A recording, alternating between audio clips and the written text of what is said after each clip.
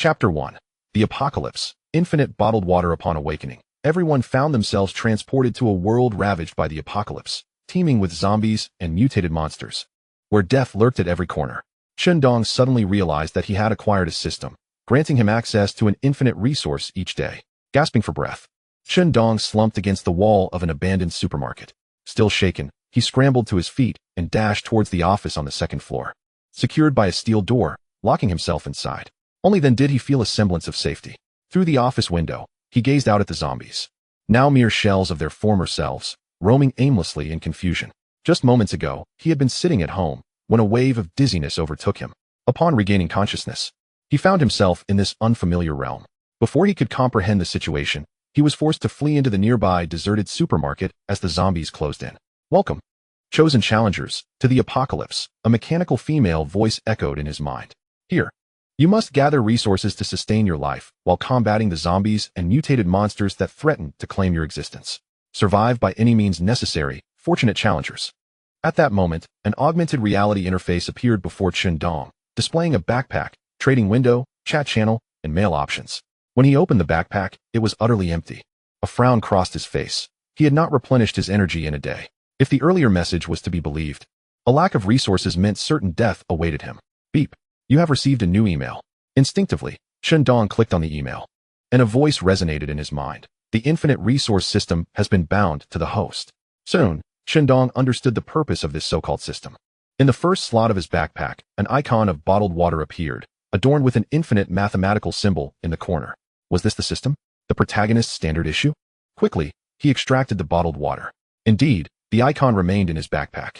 In a frenzy, Chen Dong retrieved more bottled water until the entire office was filled with 500 milliliters of it. At that moment, he joyously affirmed that he had obtained the legendary system. This system would provide him with one infinite resource each day, and today, it was bottled water. Opening the chat channel, he noticed a local marker. Numerous people were actively conversing. User 89757. What the hell is this? Suddenly transported here to fight zombies. I just want to go home. Number 777889. It's over. I have no supplies nearby, and the outside is swarming with zombies. It seems I am destined to perish. Number 589345. I just witnessed an unfortunate soul being bitten by a zombie, and he immediately transformed into one himself. Fortunately, I was quick on my feet. Number 450321. Instead of wasting time chatting, we should prioritize gathering supplies. Chen Dong slowly scrolled through all the chat messages, ultimately confirming the grim reality of the situation. Those who were deemed eligible had been transported here, compelled to partake in this survival game. Observing the chat channel for his city, he realized that at least hundreds of thousands of individuals had arrived in this apocalyptic world, all residing within the same city as he. This led him to ponder if there were even more people, more cities, affected by this calamity. The moment the alert tone resonated, the game had officially commenced. Some would gather supplies and continue to survive, while others would swiftly succumb to starvation, dehydration, or be mercilessly devoured by zombies. Chen Dong continued to navigate the trading platform, discovering that a select few had begun to sell supplies. Most offerings comprised food and water, with a smattering of other essentials such as flashlights and lighters. The trading method involved bartering, with sellers stipulating their conditions. As long as the buyers possessed the requisite supplies, the transactions could be completed. Scanning the limited trading demands, he noted that the majority were for water and food. Fortunately, he was well stocked with mineral water. Chen Dong promptly cleared the trading platform of any items exchanged for water resources. The notifications in his inbox chimed incessantly. In mere moments, he secured the food supplies he had been in need of for a considerable time. Number 10,086 purchased 5 loaves of bread. Number 10,086 purchased 2 packets of snail noodles. Number 10,086 purchased 3 servings of pasta. Number 10086 purchased 1 lighter. Simultaneously, many in the chat channel began to discuss the identity of this enigmatic number 10086. Number 38383. Wow. Just now, the 5 loaves of bread I listed were snatched up by number 10086. How could they have so many supplies? Number 9527. What are you talking about? All the supplies I listed were entirely claimed by number 10,086. Number 979698. Could this number 10086 be a game plan? Reducing our resources and heightening our survival challenges. Number 56666. It's quite possible. Otherwise, how could someone suddenly possess so many supplies to exchange for goods? There's likely a puppet master behind this. Chen Dong observed the chat messages and glanced at his own number. realizing that both parties' identifiers were displayed during the transaction process. This feature inadvertently exposed him to the public eye. Fortunately, the identifiers were only revealed during transactions. After exchanging mineral water for other supplies, Chen Dong said about trading these new resources to satisfy the demands of the marketplace. Now, it is entirely feasible for one to operate a grocery store independently. Chen Dong retrieved a steaming portion of spaghetti and a glass of orange juice from his backpack, consuming them while continuing to browse the trading platform. Yet he remained unsuccessful in finding the items he desired. Weapons. The very tools for self-defense were what he lacked most. Not to mention firearms and ammunition. He could not even find a baseball bat or a fruit knife. Upon reflection, it was likely that the items gathered by others had not been listed on the trading platform. After all, in a world besieged by zombies, possessing a decent means of protection could significantly enhance one's chances of survival. However, this was merely the first day. The pressure of survival was not yet overwhelming. Many individuals were still taking refuge in safe zones, refraining from venturing out to gather supplies. Chen Dong believed that as days passed and desperation set in, the availability of resources would gradually increase. For now, he needed only to remain in this abandoned supermarket, awaiting the accumulation of sufficient means for self-preservation. Chen Dong descended to the first floor of the supermarket, hoping to discover some supplies. However, after thoroughly searching the entire establishment, he found nothing. Ultimately, as he entered the restroom for a moment of convenience, he noticed a wooden box in front of the sink. Could this be a supply? Chen Dong mused as he approached the box. Successfully opened a bronze-level supply box, acquired 10 units of wood, acquired 1 piece of rope, better than nothing. Chen Dong promptly stowed all the supplies in his backpack. He then inspected the restroom for usable water resources, only to find that the faucet was merely ornamental. Knock, knock, knock. Upon exiting the restroom and intending to return to the second floor, he heard someone outside the supermarket knocking and calling out. Is anyone there? Please open the door. I'm being chased by zombies. Chapter 2. Conscience check. Chen Dong approached the supermarket door and peered through the gap, discovering a woman standing outside. She was stunning. He found it difficult to articulate her beauty with phrases like moonlight obscured or delicate charm. Simply assigning her a perfect score would suffice to convey everything. Chen Dong had encountered numerous women, but this one truly captivated him. In terms of appearance, she would undoubtedly rank first among all he had seen. Who are you? Chen Dong did not immediately open the door. Instead, he called out loudly from within. Xianqi, with a face full of urgency and desperation, implored, Please, young man. I've been stranded outside for a day without any supplies. Let me in, and I will gladly serve you in any way you wish. Chen Dong frowned. After a moment's contemplation, he retrieved a wooden board from his backpack and opened the supermarket door. Thank you, young man. The woman expressed her gratitude as she stepped inside. Since arriving in this apocalyptic world, she had been relentlessly pursued by zombies, coming perilously close to death on multiple occasions. Now, encountering another human provided her with a sense of security. But at that moment, Chen Dong suddenly took action, before the woman could react. A swift strike to the nape of her neck rendered her unconscious. Without hesitation, Chen Dong swiftly shut the supermarket's doors, bound the woman with rope, and carried her to the second floor. In a world fraught with peril, one must exercise utmost caution with strangers. Misplaced trust could exact the ultimate price, one's life. As the woman gradually regained consciousness, a throbbing pain lingered at the back of her neck. She instinctively reached to massage the area, only to discover she was securely bound. Awake, are you? Chen Dong remarked nonchalantly, munching on a piece of bread as he approached her. The woman, her expression tinged with fear, struggled against her restraints. What do you want? Do you realize this is illegal? Chen Dong could not suppress a scoff at her words. In this unpredictable and perilous world, legality seemed a trivial concern. He knelt beside her, placing his hand on her arm with a disarming smile. I can't be certain of your intentions, so for the time being, I must tie you up and see if your conscience is intact. Startled by his sudden advance, the woman's eyes flickered with indignation. You scoundrel! If you have the guts, let me go, and I'll show you what a true conscience looks like. Chen Dong's demeanor shifted as he stood, his expression now devoid of emotion. You, a captive, dare to negotiate? Perhaps you overestimate your allure. To put it bluntly, if I were to forcefully take what I want, what could you possibly do about it? The woman fell silent, acutely aware of the truth in his words. Chen Dong settled onto the sofa and lit a cigarette, continuing. Now, reveal your name and your background. Perhaps I might spare your life. After several minutes of silence, the woman finally spoke. My name is Xianqi, and I am a doctor. I fled here while being pursued by zombies. A doctor? Chen Dong's interest piqued at her profession. In such a dystopian reality, having a physician could ensure survival. Moreover, under mutual consent, they could forge a contract, alleviating concerns over loyalty. With a faint smile, Chen Dong proposed, join me, and I shall provide for your needs. You will become my ally. Additionally, for peace of mind, we must formalize a master-servant contract. Xianqi, fully aware of the advantages her profession bestowed, shook her head in refusal. Chen Dong shrugged, unperturbed by her rejection. Lacking animosity, he had no intention of inflicting harm. Yet, for the time being, he could not release her. Caution was paramount in this treacherous world. He then retrieved a sausage from his backpack and indulged in it before her. Observing the way her throat moved as she swallowed, he remarked between bites, I neglected to mention, your conscience appears to be remarkably intact. Xianqi felt her cheeks flush with embarrassment, gritting her teeth in frustration as she harbored a desire to inflict harm upon the insufferable young man before her. Had she ever been treated in such a manner by a man? She silently cursed him to an ill-fated old age, plagued by an abundance of red hair. Chen Dong was determined to recruit Dr. Xianqi, yet he preferred not to resort to coercion. Instead, he aimed to entice her gradually. After consuming a sausage, he retrieved a tissue from his backpack to wipe his mouth, letting out a satisfied belch. Are you hungry? Xianqi stared at Chen Dong with a piercing gaze. Her voice tinged with anger as she replied, you need not mock me in this way. Chen Dong produced a bottle of water from his backpack, unscrewed the cap, and offered it to her, sincerely stating, Dr. Xia, I genuinely wish to invite you to join us. I assure you that your meals will be plentiful, and with my presence, your safety will be guaranteed. Overcome by thirst, Xianqi neglected to respond and desperately gulped down the water, feeling revitalized by the refreshing sensation within her body. After finishing the drink, she chuckled lightly. Is this your notion of sincerity, young man? Chen Dong, with a bemused expression, inquired, what do you mean? Offering you water is not my utmost display of sincerity? Xianqi's voice trembled slightly. So, you provide me with lemonade to exacerbate my hunger?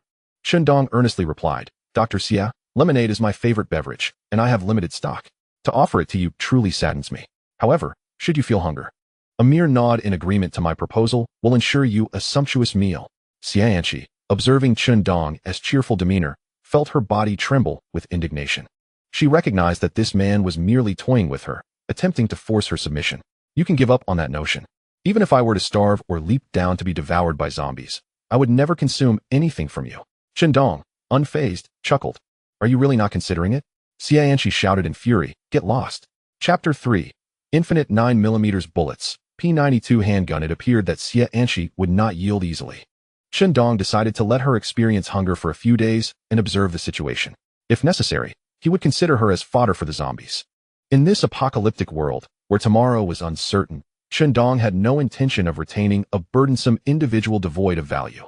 Under normal circumstances, he might have entertained thoughts of companionship, but now he was solely focused on survival. Shaking off distracting thoughts, Chen Dong removed his clothing, leaving only his shorts, and hung them on a clothes rack. Xianqi, feeling anxious, tightly crossed her legs and questioned, what do you intend to do? Though her words seemed accusatory, the tremor in her voice, combined with her exquisite features, only served to heighten the primal instincts of possession within Chen Dong. Narrowing his eyes, he remarked, I would not squander energy on physical exertions during such a time of scarce resources. Feeling slightly embarrassed after having her thoughts exposed, Xianqi attempted to retort. However, Chen Dong, reclining on the sofa, interrupted her by wrapping himself in a blanket. Save your energy. Instead of hurling insults, it would be wiser to rest, he remarked before closing his eyes and drifting into slumber, soon beginning to snore. Xianqi, resigned to the situation, lay down on the floor to rest. Yet, hunger tormented her, preventing her from finding sleep. The previous lemon water had even stirred her stomach acids. The following dawn, Chen Dong was roused by the sun's rays streaming through the window. Stretching lazily, he turned to Xianqi and chuckled. Oh look, we have a giant panda here. Has even the national treasure been dragged into this apocalypse survival?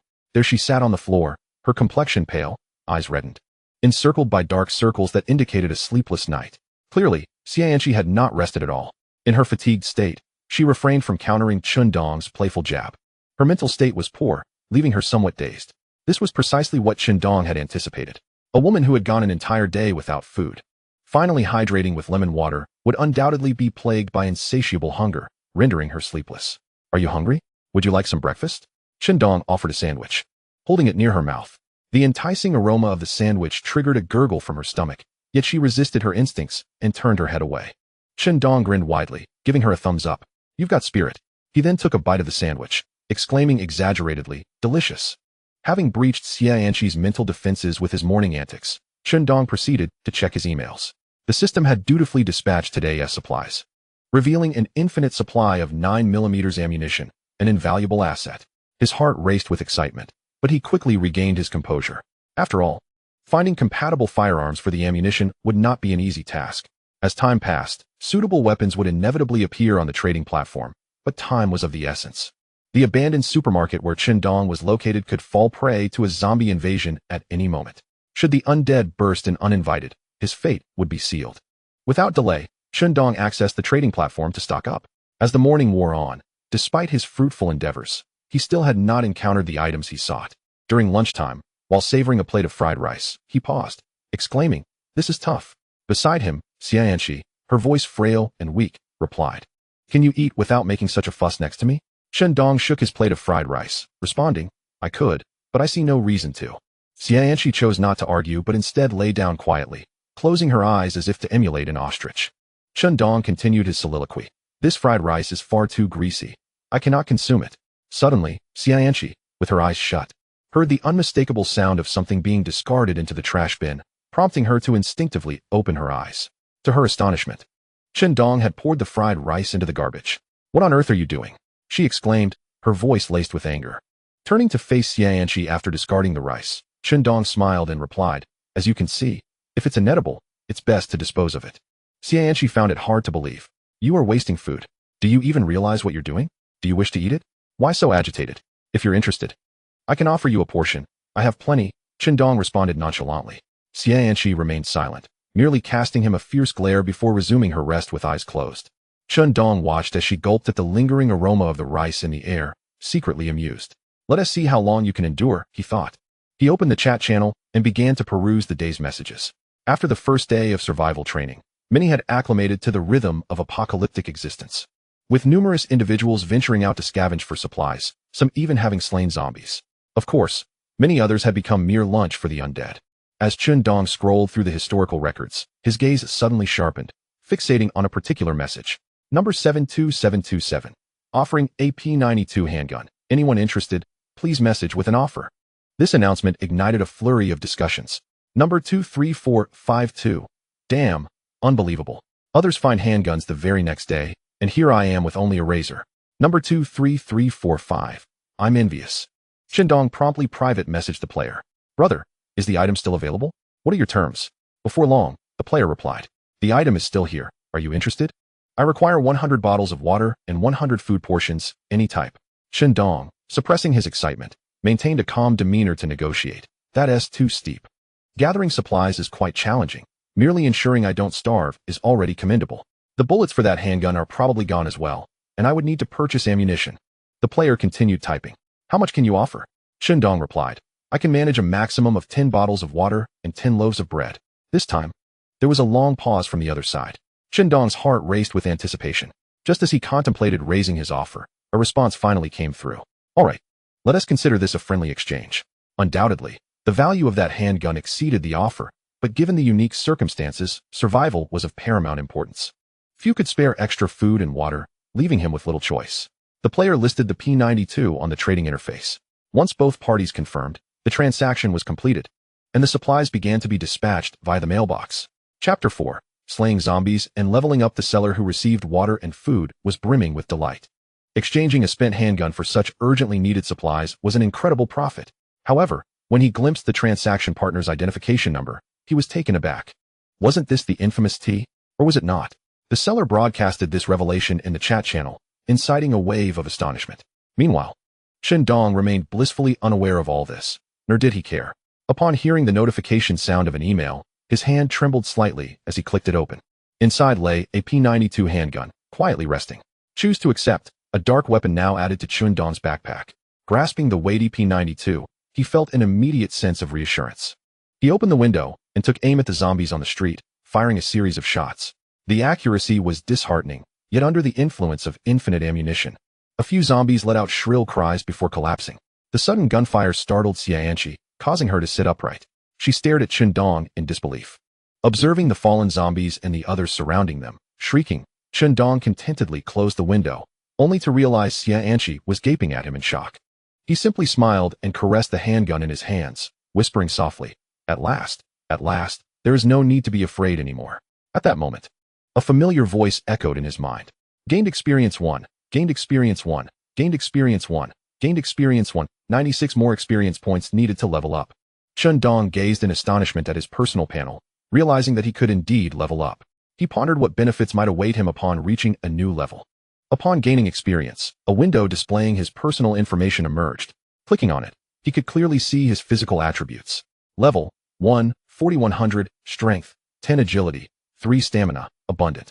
Chen Dong was uncertain of the standards by which these metrics were evaluated, but it appeared that his strength was relatively high, possibly due to his abundant stamina. Beside his personal data, a note indicated, each time a player levels up, there will be a random allocation of attribute enhancements. The acquisition of experience points depends on the number of zombies slain and the player's level. Chen Dong withdrew from the personal panel, resting his chin on his hand in contemplation. It seemed that merely hiding in this abandoned supermarket was truly a temporary measure. The note mentioned the level of zombies, suggesting that, in due time, there could indeed be zombies capable of invading the supermarket. This place was not safe. A profound sense of crisis dulled the joy he had just gained from his new weapon. For the sake of self-preservation, he must take the initiative to attack and swiftly level up, enhancing his physical capabilities. Chen Dong opened his backpack to examine his equipment. He possessed a P92 pistol as his primary weapon, accompanied by a military dagger, a few Molotov cocktails, smoke grenades, and some iron rods. Chen Dong was far from satisfied with the quality of his gear. To speak frankly, when confronted by zombies, only the P92 pistol and the Molotov cocktails would prove useful. As for the military dagger, Chen Dong, being an ordinary person, lacked the confidence to engage in close combat. A single careless bite could lead to his demise. After all, he had witnessed a zombie outside the second-floor window withstand several gunshots before collapsing. Such resilience was indeed formidable. Climbing to the rooftop of an abandoned supermarket, Chen Dong took out his binoculars to survey the distant zombies. The vantage point offered an excellent view, and he intended to eliminate the zombies from a safe distance to accumulate experience points.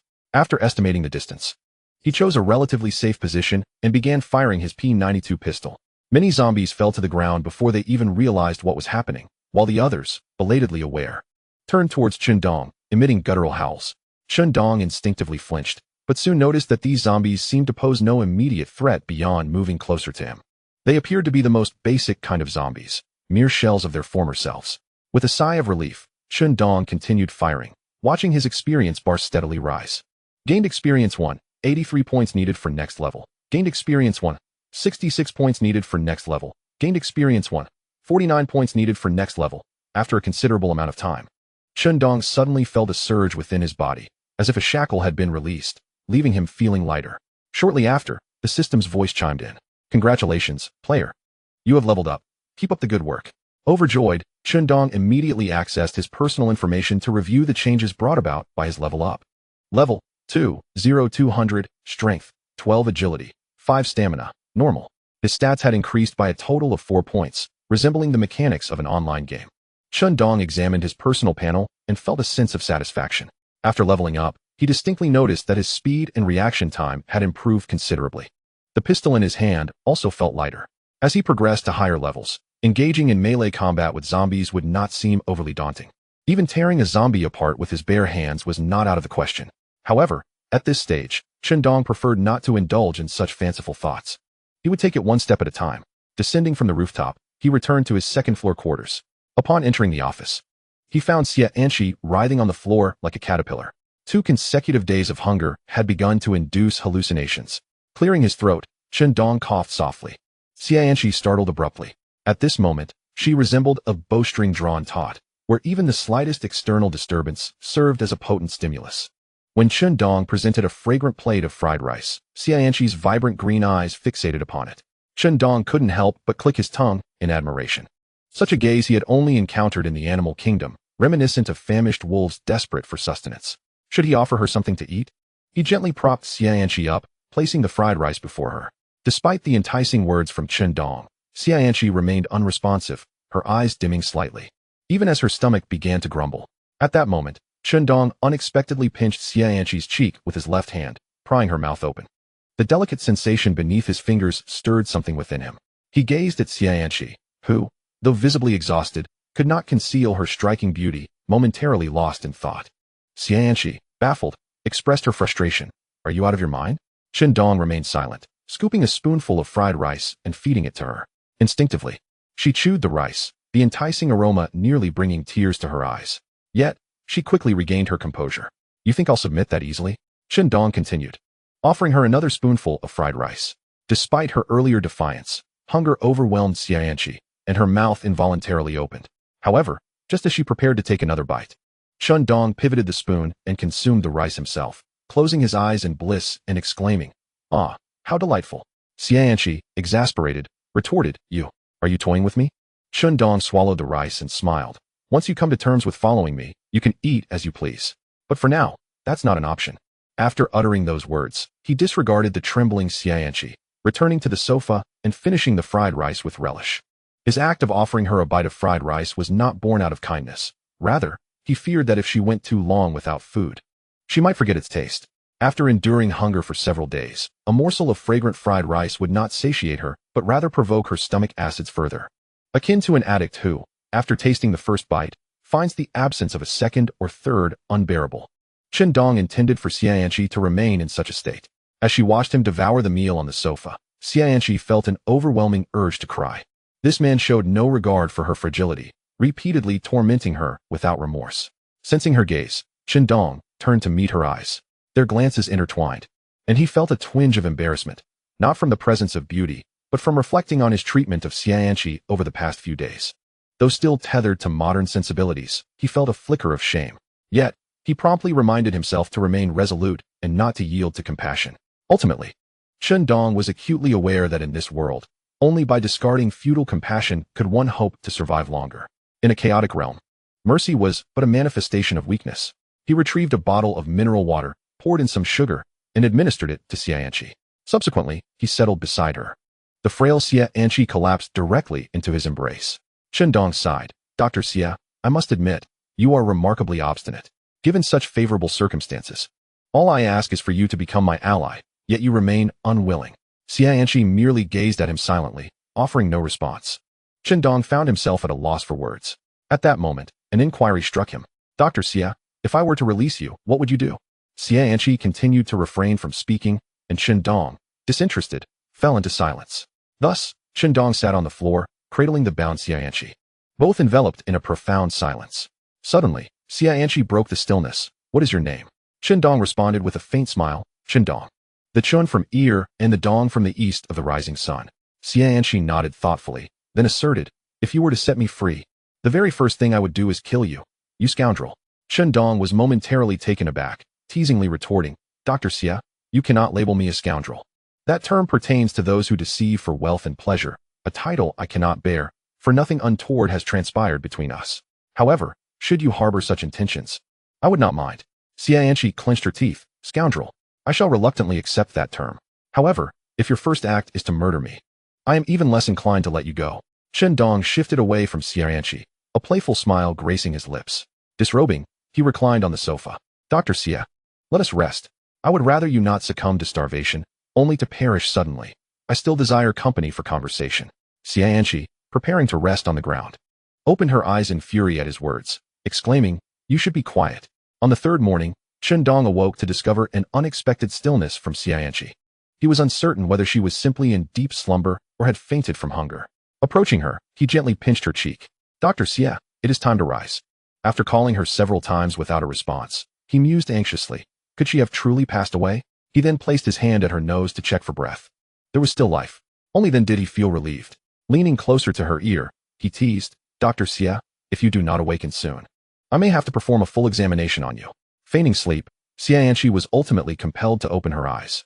"Leave me be." Chen Dong chuckled softly, presenting her with the prepared glucose-infused mineral water, saying, "Dr. Xia, in my absence, you must behave yourself. Otherwise, if zombies were to come and make a meal of you, you cannot blame anyone." After finishing the water, Xianqi let out a cold laugh. "Huh, I will haunt you even in death." Chen Dong shrugged nonchalantly. It mattered not. He was the reincarnation of Ning Kaichen, destined to subdue female ghosts. After offering a glass of water to Xianqi, Chen Dong proceeded to enjoy his breakfast while, as per his usual routine, he opened his email to see what supplies the system had allocated for him today. The moment he clicked open the email, he thought he must be imagining things. Rubbing his eyes, he realized he was not mistaken. To his astonishment, The supplies for the third day consisted of an unlimited number of small umbrellas. Chen Dong was both amused and perplexed. What practical use could this supply possibly serve? Was it meant to collect water to hurl at zombies? After all, it seemed that such an item would only be useful in achieving a harmonious existence while having no desire for progeny. As for using it as a water balloon, that was merely a childhood pastime he had concocted with his friends, stealthily appropriating the small umbrellas distributed by the community. He retrieved one of the small umbrellas and turned to Xianqi, inquiring, "Dr. Xia, do you know what purpose this item might serve?" Xianqi glanced at the small umbrella in Chen Dong's hand, her cheeks flushing slightly. Boring. Chen Dong maintained his composure. What I mean is, does this item have any other practical uses? I would still find a regular use for it. Xianqi elaborated. The material of the small umbrella is rubber, which can serve as a bandage or an airbag. When filled with water, it can also function as a rudimentary aerial explosive, though it may not be particularly effective against zombies.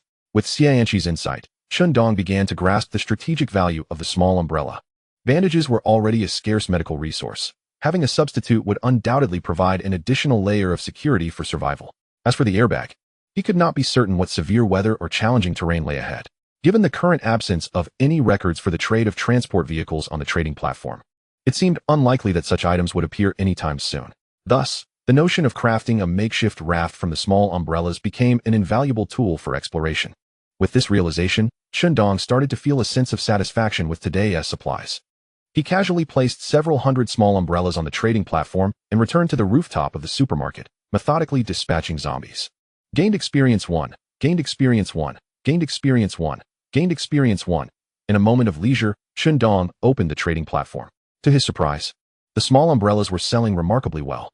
It was noteworthy that his exchange conditions consisted solely of essential supplies. As he munched on a piece of bread, he muttered to himself, "Are these people so driven by impulse that they would forgo their meals?" Upon opening the chat channel, Chen Dong began to understand the frenzy. User 38343. Brothers, there's an air hostess at Dongyuan community offering meat for resource exchange, and she's quite entertaining. I was nearly drained dry. User 346304. No way. Amazing. Where is she? Please send coordinates. Good brother. User 3838. Same here. I'm just curious, nothing more. Number 38343. Coordinates have been sent. 235,452. Brothers nearby, let us charge forward. Number 10101. Is there anyone? I can help too, as long as I'm provided with food and water. Those interested can message me privately. Kisses. Chapter 6. Dare you touch my people? The chat channel buzzed with fervent discussion. Clearly, Chen Dong's little umbrella was able to act swiftly due to their contributions. Chen Dong remained silent. He understood that in this apocalyptic world, some individuals were unable to survive and resorted to selling their bodies for resources. This was an inevitable occurrence. After all, in such an environment, what was the value of innocence? Yet, Chen Dong felt a wave of discomfort. He suddenly thought of Xianqi. If Xianqi could not endure, would she also resort to selling her body for resources? Chen Dong abruptly halted his unfounded musings, chuckling to himself. Damn it. I'm barely holding on to my life. Why should I worry about others? With that, he refocused his attention on the zombies roaming the street. Gained experience 1, gained experience 1, gained experience 1. Congratulations, player. You have leveled up. Keep up the good work. Level 30300, strength 15, agility 7, stamina. Hunger finally leveled up. Chen Dong shook his slightly sore arms. After hours of relentless fighting, he had finally reached level 3, with a boost of 3 points in strength and 2 points in agility. He had accomplished a small goal. Now, feeling ravenous, it was time to eat. Chen Dong took out a pack of crispy noodles and a bottle of mineral water, replenishing his energy while browsing the trading platform. To his surprise, he found something useful, a pistol silencer. This was a valuable item. With this, he could fire without generating excessive noise, greatly enhancing his safety. Upon reviewing the other party's conditions, it was merely 10 bottles of water. Purchased. The affluent Chen Dong had no intention of bargaining. To him, that would be a sheer waste of time. Soon, a pistol silencer appeared in his hands. Affixed to the muzzle, it added an inexplicable air of menace. Just then, Chen Dong's instincts kicked in. Within his line of sight, a shifty-eyed, yellow-haired individual stealthily entered the supermarket beneath him. Fortunately, the zombies on this street had been cleared, and the intruder encountered no dangers. Trouble. Chen Dong's gaze sharpened as he gripped his pistol and quietly descended the stairs. Just as he reached the landing, he heard Xianqi's voice calling for help from the office on the second floor. Help! Someone, please save me. Xianqi's voice was hoarse with desperation. Unexpectedly, while venturing out to gather supplies, I encountered a strikingly beautiful woman. I had been feeling stifled these past few days, and you are just the distraction I needed. A stranger's voice emanated from the office, soon followed by the rustling of clothing and the tearing of fabric. Chen Dong, brandishing a firearm, hastily descended the stairs. What the hell are you doing? Behave yourself. Just as the man with yellow hair was about to make his move, a gunshot rang out from behind him. Instantly, a searing pain shot through his left shoulder. Ah, it hurts, he cried, clutching his arm in agony.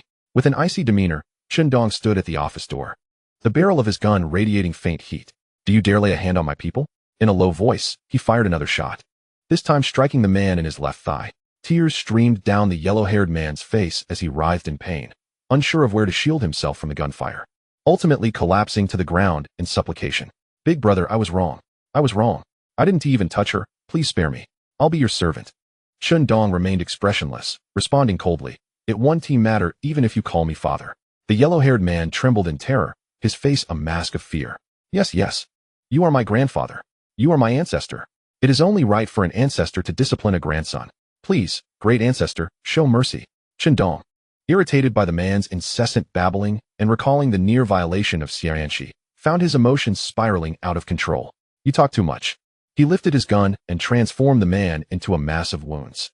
After watching the man collapse in disbelief, motionless on the ground, Chen Dong finally regained his composure. He approached the panicking Xianxi and rolled his eyes. You're not dead, are you? She burst into tears, having never experienced such a harrowing encounter. The thought of nearly being assaulted filled her with profound indignation. Chen Dong remained silent until her sobs subsided. He untied her and presented a set of clean clothes, setting them aside before stepping out of the office. Your previous attire is ruined. Change into these. Descending to the abandoned supermarket, Chen Dong rummaged through the yellow-haired man's backpack, collecting all its contents. Nothing of value here, far inferior to what I possess. Clad in the new clothes, Xianxi emerged from the supermarket and approached Chen Dong. He extracted 10 portions of food and water from the backpack. She frowned, questioning, what does this mean? Chen Dong shrugged. I'm letting you go. However, your survival henceforth depends on your luck. Without waiting for her response, he exited the abandoned supermarket. Encountering 2 individuals in just 3 days indicated the area was no longer safe, and more players might soon arrive. Reluctantly, he made the decision to leave, indifferent to Xianxi's fate.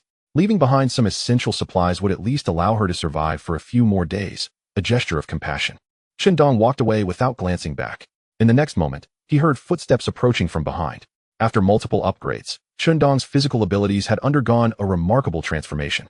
He could now detect even the faintest sounds that had previously eluded him. Chapter 7. Team Formation and Relocation. Turning around, he noticed a figure trailing him about 30 to 40 meters away, none other than Xianxi. Chen Dong lowered his weapon and walked back. Upon realizing that Chen Dong had spotted her, Xianxi also began to retrace her steps. Chen Dong was puzzled by her intentions and decided to let her follow. They maintained this pace for half a day. When it was time for a midday rest and resupply, Chen Dong suddenly heard Xianxi's piercing scream from behind. He hurried back to her side.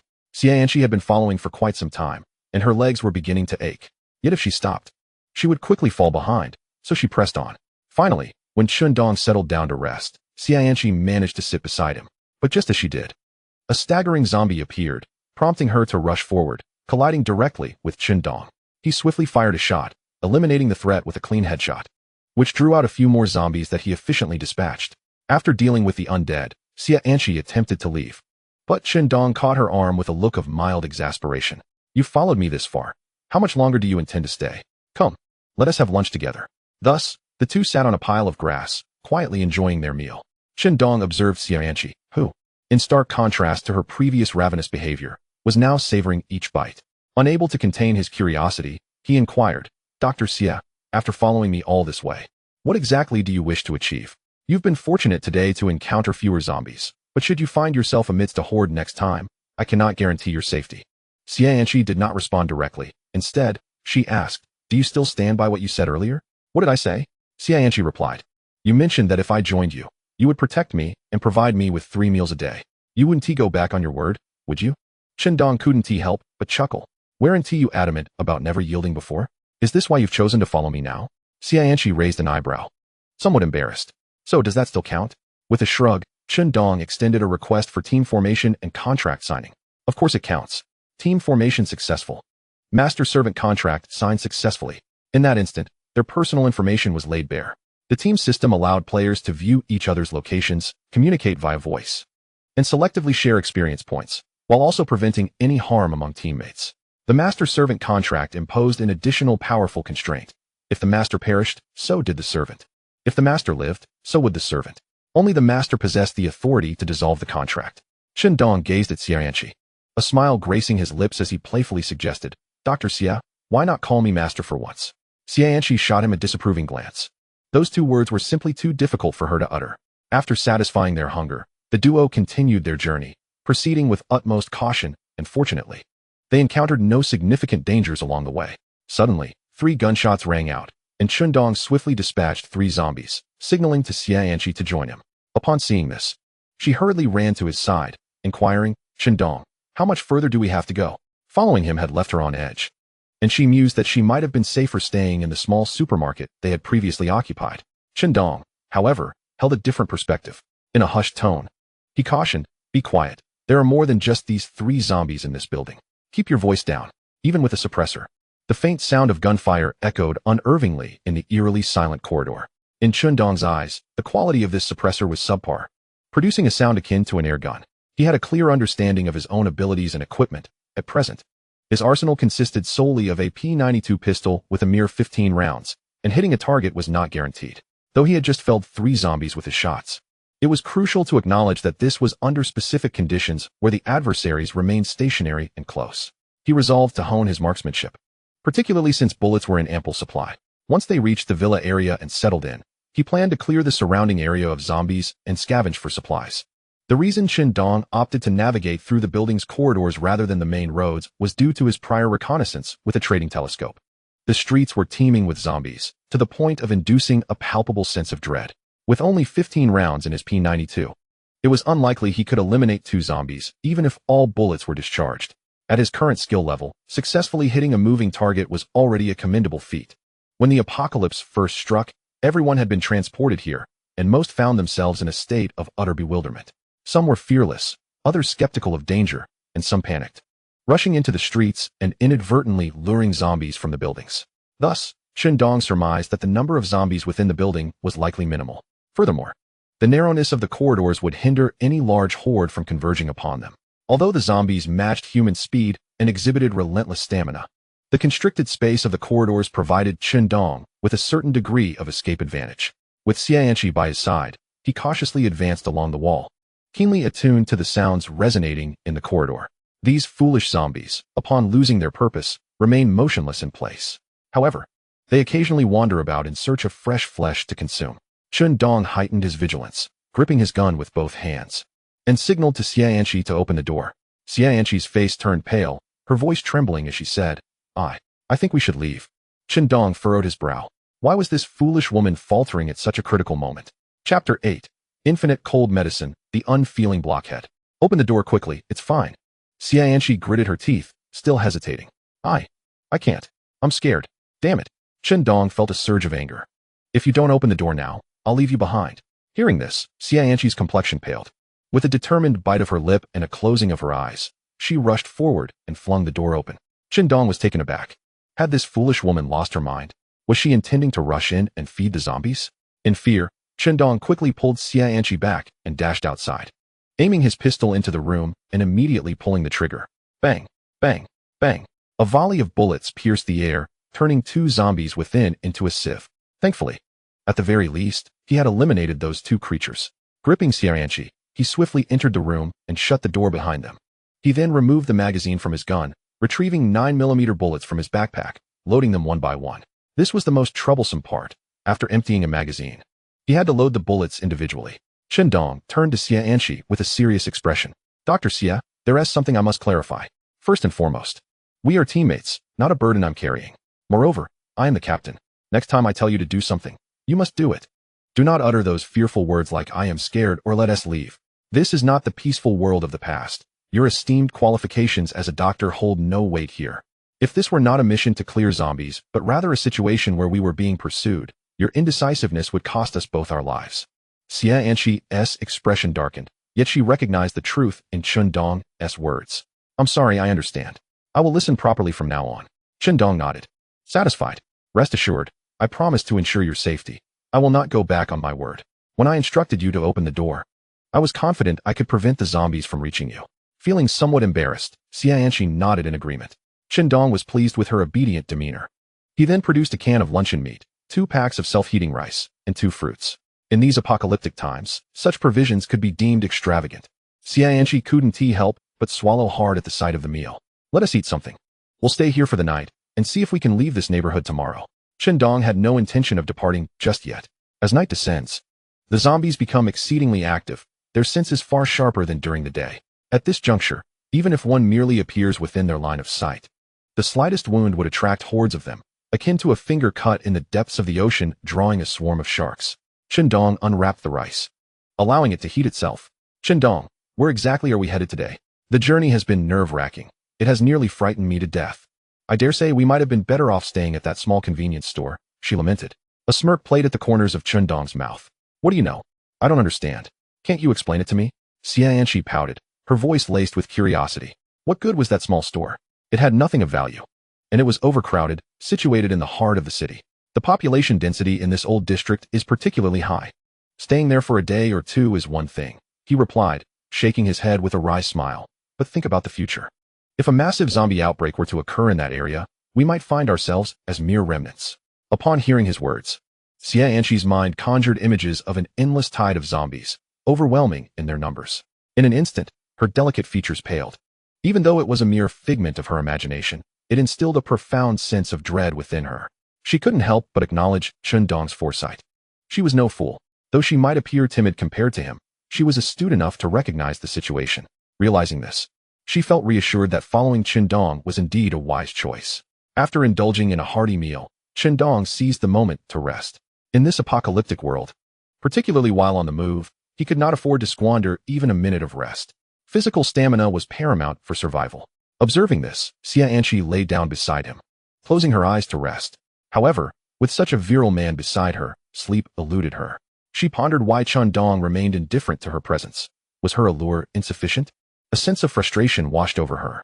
Before the apocalypse, she had been the undeniable belle of her prestigious medical academy, and even in her hospital, she was renowned as a brilliant chief physician. How had she fallen to a point where she could not even captivate Chen Dong? While Xianqi grappled with her thoughts, Chen Dong remained oblivious. He distinguished between rationality and primal instincts, understanding that indulging in such distractions at this moment was perilous.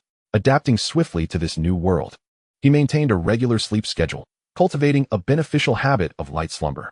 One must maintain a sufficient level of vigilance, enabling a swift awakening in the face of danger, while also ensuring that one's body receives adequate rest and replenishment of energy. The following morning, the vibrations of his phone jolted Chen Dong from his slumber. He turned over, sitting up to survey his surroundings and confirm there was no imminent threat. Then, he opened his emails to receive today's unlimited supplies, cold medicine packets. These were invaluable medical resources, particularly in such harsh conditions where many endured the elements, making colds and fevers a common affliction. Without timely treatment, such ailments could pose significant risks. Gently nudging Xianqi beside him, Chen Dong stepped onto the balcony and retrieved his binoculars to observe the street below. The scene appeared remarkably tranquil, with scarcely a few zombies in sight. However, Chen Dong was no ordinary individual. He would not be misled by the facade before him. Although the streets seemed devoid of zombies, he bore the scars of painful lessons learned. Initially, he and Xianqi had traversed the open streets. Those cunning zombies, while not fond of the glaring sun, were not deterred by it either. Upon the emergence of living targets, they would relentlessly charge towards them. Ultimately, it was only by seeking refuge in a nearby residential building that Chen Dong and Xianqi narrowly escaped calamity. Xianqi, rubbing her sleepy eyes, gazed at Chen Dong's retreating figure with a look of discontent, muttering, "What a blockhead. He has no understanding of cherishing delicate feelings." Hearing her murmurs, Chen Dong chuckled. "Once we reach our destination, I shall let you sleep to your heart's content." Xianqi's cheeks flushed. Sleep to my heart's content? Chapter 9. Unlimited Cotton. Arrival at the Villa District. Unaware of the ambiguity in his words, Chen Dong continued, "I shall not hide the truth from you. I plan to venture to the suburbs. Compared to the city, the population density in the suburbs is considerably lower. I am aware of a villa district there, where the affluent reside, resulting in a sparse population and consequently fewer zombies. Thus, finding a villa to serve as a long-term safe haven will significantly enhance our living standards, far surpassing that of a small supermarket." Pouting, Xianqi retorted, Our current living standards aren't exactly stellar either. Chen Dong found himself both amused and exasperated. Isn't this a step towards a better life? Enough complaining, we'll depart after breakfast.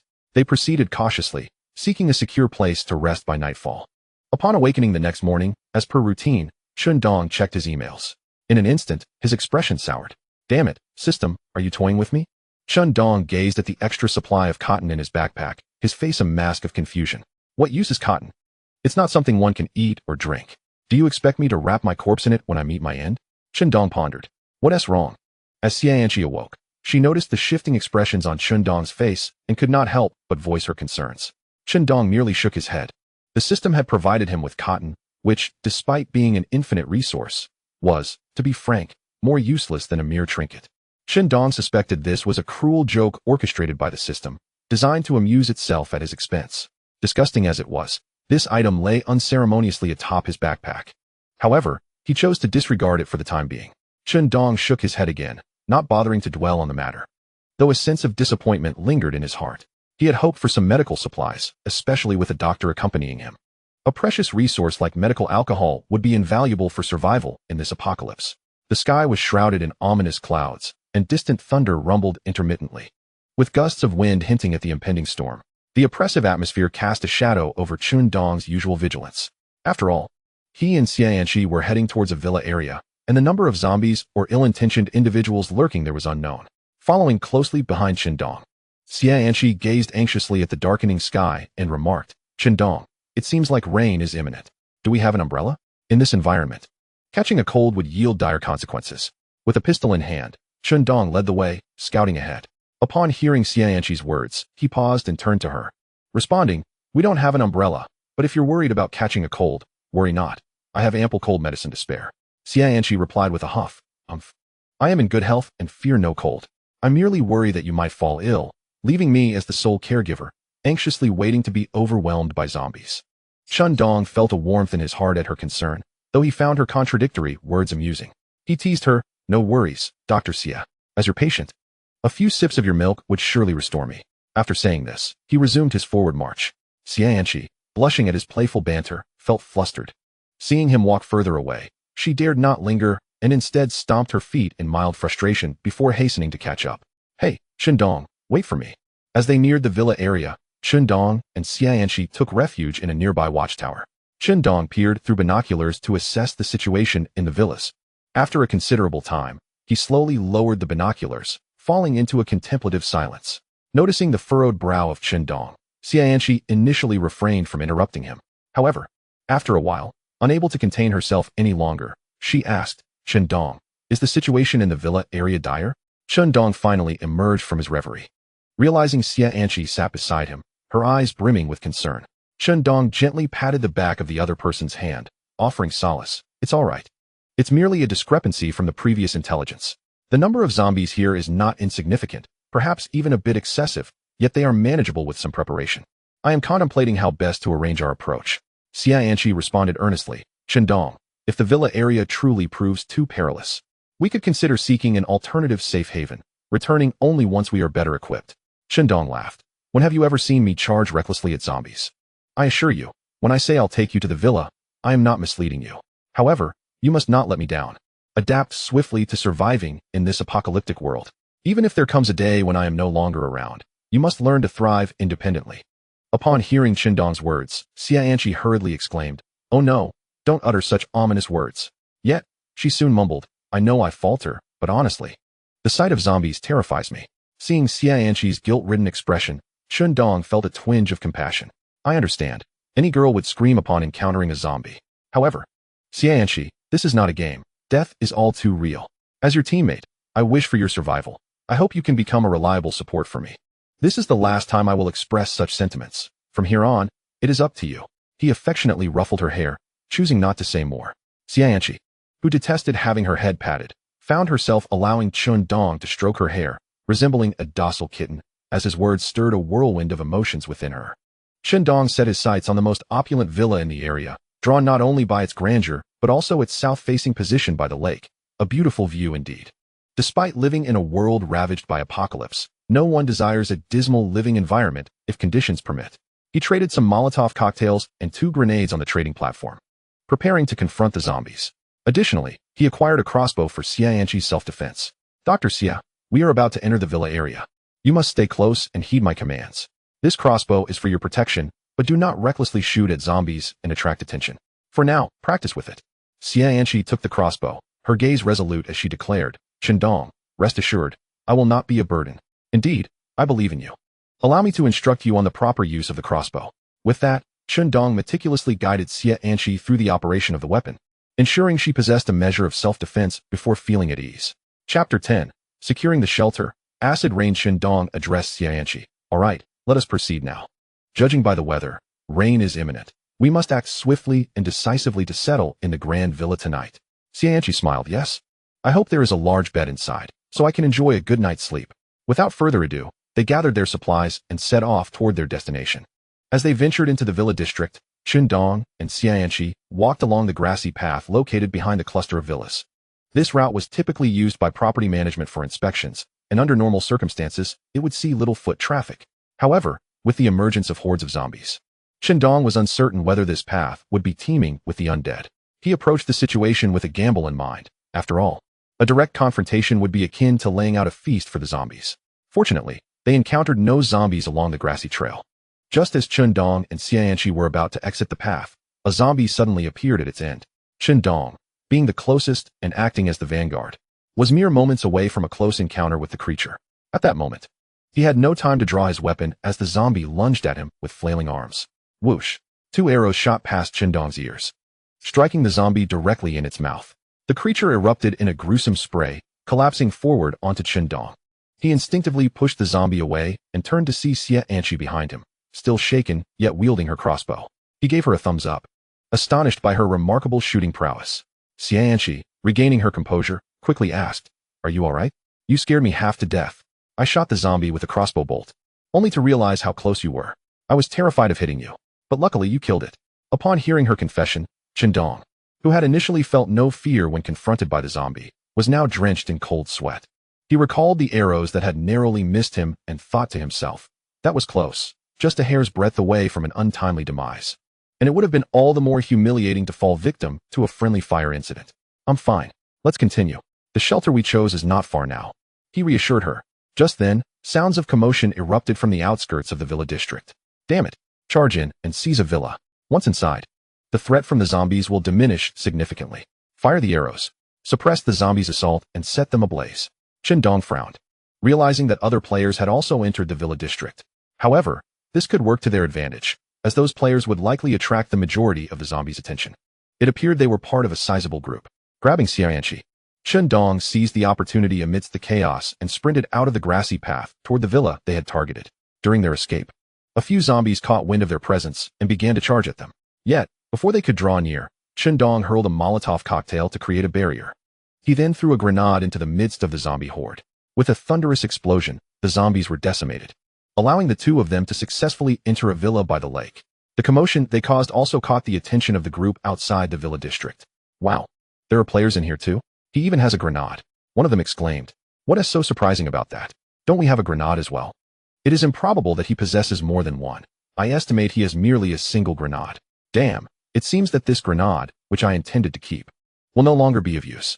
Soon after, the sound of another grenade detonating echoed.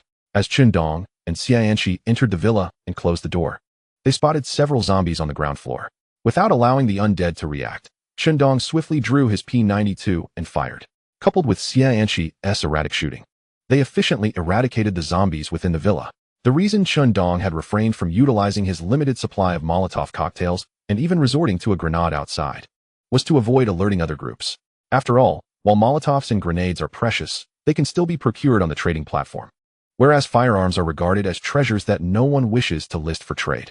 Having cleared the zombies from the villa, Chen Dong and Xianqi confirmed this location as their long-term refuge. Meanwhile, a notification window appeared on Chen Dong's interface. Dear player, this shelter has been detected as unclaimed. Would you like to take ownership? Yes, Chen Dong selected the affirmative option. As the system's prompt resounded, he felt that this villa had become the property of their team. Villa District Shelter, a place for players to rest, which can later be upgraded with blueprints, providing refuge from zombie hordes and challenges from other players. Chen Dong turned to Xianqi and remarked with a smile, Dr. Xia, we can reside in this villa for quite some time now. Consider it our home in this apocalyptic world. Observing the pressure lift from Xianqi's face as she laughed heartily, Chen Dong also relaxed from his combat state. Indeed, having a sanctuary amidst the zombie-infested world is a luxury. After exploring the villa, Chen Dong ascended to the balcony on the second floor. The group that had charged in from the front, although they successfully breached the villa district, had suffered immense losses. It was evident that their supplies had also dwindled considerably, as nearly half of the zombies from the villa district had swarmed towards them. In another villa, a young man reported to a middle-aged man seated on an opulent leather sofa, Brother Jiang, we have suffered severe losses. Half of our brothers are dead, and more critically, our combat supplies are depleted, leaving us with only some cold weapons. Jiang Kai listened to the report, his expression darkening as he slammed his hands on the marble coffee table before him. Damn it, this is all due to erroneous intelligence. Claiming there were few zombies in the villa district, we foolishly launched a frontal assault, and now half of the zombies have been dispatched against us. Indeed, the villa district is now devoid of zombies. Damn it. Just as he was about to erupt in anger, a bolt of lightning suddenly struck from the sky, followed by a deafening roar. Crack. The dark clouds could no longer bear the burden, unleashing a torrential downpour, and the air turned damp and cold, the temperature plummeting. The chat channel erupted with activity. User 382334. What bad luck. Just moments ago, I thought the rain would provide me with fresh water, only to discover that what I collected was acid rain. Not only that, but when I reached out to touch it, I was met with a burning sensation that was agonizing. User ID 345345. I was just about to collect more water without concern, thinking that if there ever comes a day when resources run dry, boiling acid rain would be sweeter than bottled spring water. Chapter 11. A sudden drop in temperature. Selling cotton quilts. User ID 35233. I find myself feeling rather chilly now. How long will this rain continue? If it persists, I might freeze to death out here in the wild.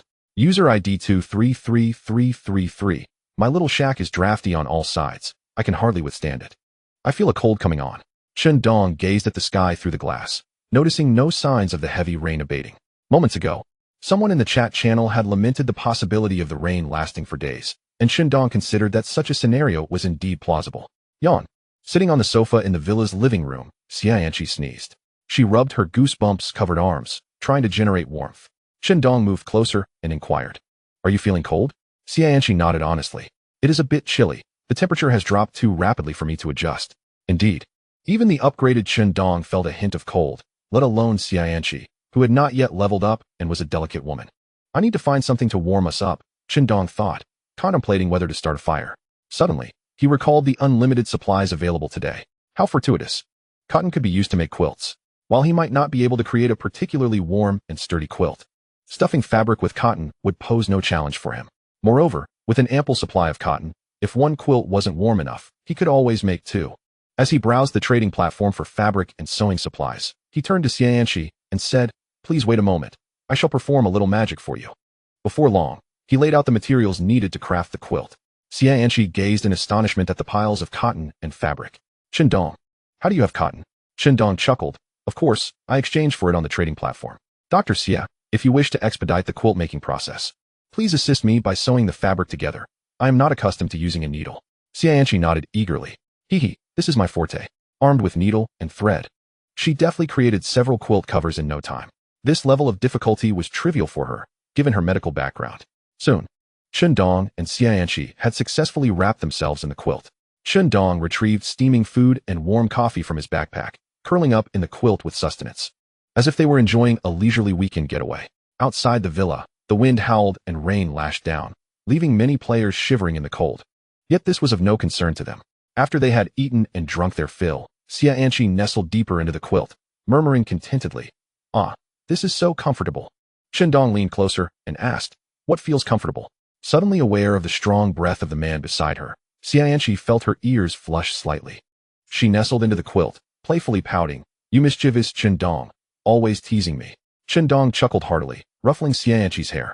Unlike the caution and ruthlessness he exhibited during battle, Chen Dong yearned for moments of relaxation in his non-combat life, where he could unabashedly joke with Xianqi and enjoy her company. He felt that if he remained perpetually on high alert, he would not be able to endure for long. Xianqi, too, realized that after just a few days of life and death escapades, she had grown somewhat attached to Chen Dong. There were moments when his absence stirred a sense of unease within her, reflecting on her initial intent to assassinate him, only to find herself stubbornly following him instead. She couldn't help but feel a twinge of embarrassment. Yet, deep down, she recognized that her choice had been the right one. Beside Chen Dong, she discovered the elusive sense of security that was sorely lacking in this apocalyptic world. At that moment, an unexpected thought crossed Xianqi's mind, biting her lip in hesitation. She wrestled with her emotions before suddenly lifting her head to ask, "Chen Dong, how about you come to my room tonight?" Chen Dong was taken aback, a jolt running through him. Having remained single his entire life, he was astonished by the bold approach of such a beautiful woman. His mind went blank, and he blurted out, "No way. Women will only hinder my speed in drawing my weapon. I can't even think about it." Xianqi was momentarily stunned. She had not anticipated such a callous rejection from him, despite her own boldness. Indignant, she sprang to her feet, huffed, and, wrapped in her blanket, stomped upstairs, slamming the door of her room with a resounding thud. As Chen Dong's mind began to function again, regret washed over him. What was he thinking? Was his brain kicked by a mule? He tried to console himself with the thought that they had just arrived in the villa area, and the crisis was not yet averted. Now was not the time to ponder matters of romance. Observing the chat channel filled with players complaining about the weather and the cold, he gritted his teeth and muttered, "If I'm feeling miserable, then you all should feel miserable too." Subsequently, Chen Dong took a screenshot of himself lounging on a luxurious sofa, wrapped in a blanket. User 10086. Huh? Why don't you all have blankets? I thought everyone had one. Attached image. User 878732. User 45432. What the? How could there be such a thing as a blanket? User 99923. 10086. Send me your coordinates. I swear I want to kill you. User 10086. I happen to have a few extra blankets. Want them? I'll post them on the trading platform. While chatting in the channel, Chen Dong listed the blankets on the trading platform. However, the trading conditions were stringent, only accepting combat supplies, making them exorbitantly priced. Since combat supplies required substantial amounts of food and water for trade, and redeeming a blanket demanded an even larger quantity, few could afford it. After the blankets were listed, the chat channel erupted in outrage against Chen Dong. Number 93849. Engaging in such trivial matters? You might as well resort to theft. Is a tattered quilt worth all this effort? Number 10086. You need not exchange it. I, for one, am not suffering from the cold. However, a gentle reminder, it appears this rain will persist for some time. Number 77777. Let us unite in resistance. Let him be unable to sell. And keep it for the new year. Number 85842. Indeed, let them freeze to death outside. I shall never purchase this wretched quilt. Number 34341. How has a quilt been sold? Number 552. I sincerely apologize. The quilt is genuinely warm. Brothers, let us continue our boycott. I shall take my leave. Witnessing the crowd turn their ire towards number 552, Chen Dong nearly chuckled aloud.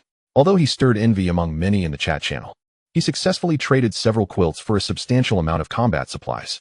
Without delay, Chen Dong listed some cold medicine, announcing in the chat, "Brothers, I have just put up some cold medicine at an affordable price. Those in need should act swiftly. Surely, you do not intend to engage the zombies while ailing, do you?" This time, the chat channel did not erupt in uproar against Chen Dong as it had previously. The players were not foolish. They understood the significance of cold medicine.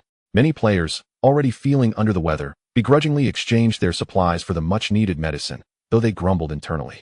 Chapter 12. Blueprint for the Barrier Wall. Auction. Chen Dong was correct. No one wished to battle zombies while burdened by illness. Though cold medicine was somewhat costly, if one's life were forfeit, what use were these supplies but to aid future players in looting? Soon enough, the cold medicine was completely sold out.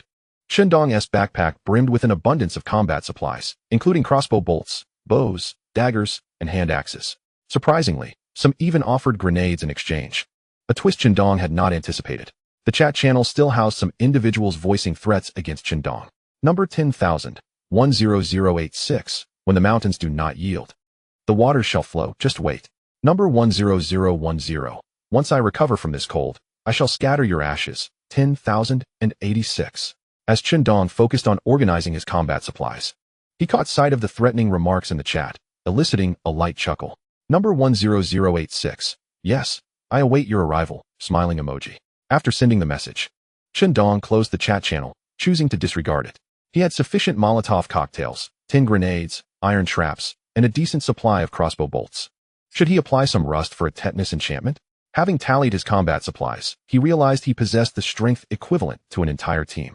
At the very least, Compared to another team in the Villa district, if given ample time to prepare, single-handedly overcoming the opposing team would not pose a challenge. Just as Chen Dong intended to close the system and take a rest, an advertisement popped up on the trading platform. Extra. The trading platform unveiled a golden blueprint. The barrier wall. This blueprint is the first golden level blueprint on this trading platform. Chen Dong's heart ignited with fervor. It was as if a pillow was delivered just as he yawned. He had been fretting over how to evade the zombie invasion in the villa area, but now, with this barrier wall, his worries would be alleviated. Without hesitation, Chen Dong accessed the trading platform, located the golden blueprint, and murmured to himself, "This time, it must be mine."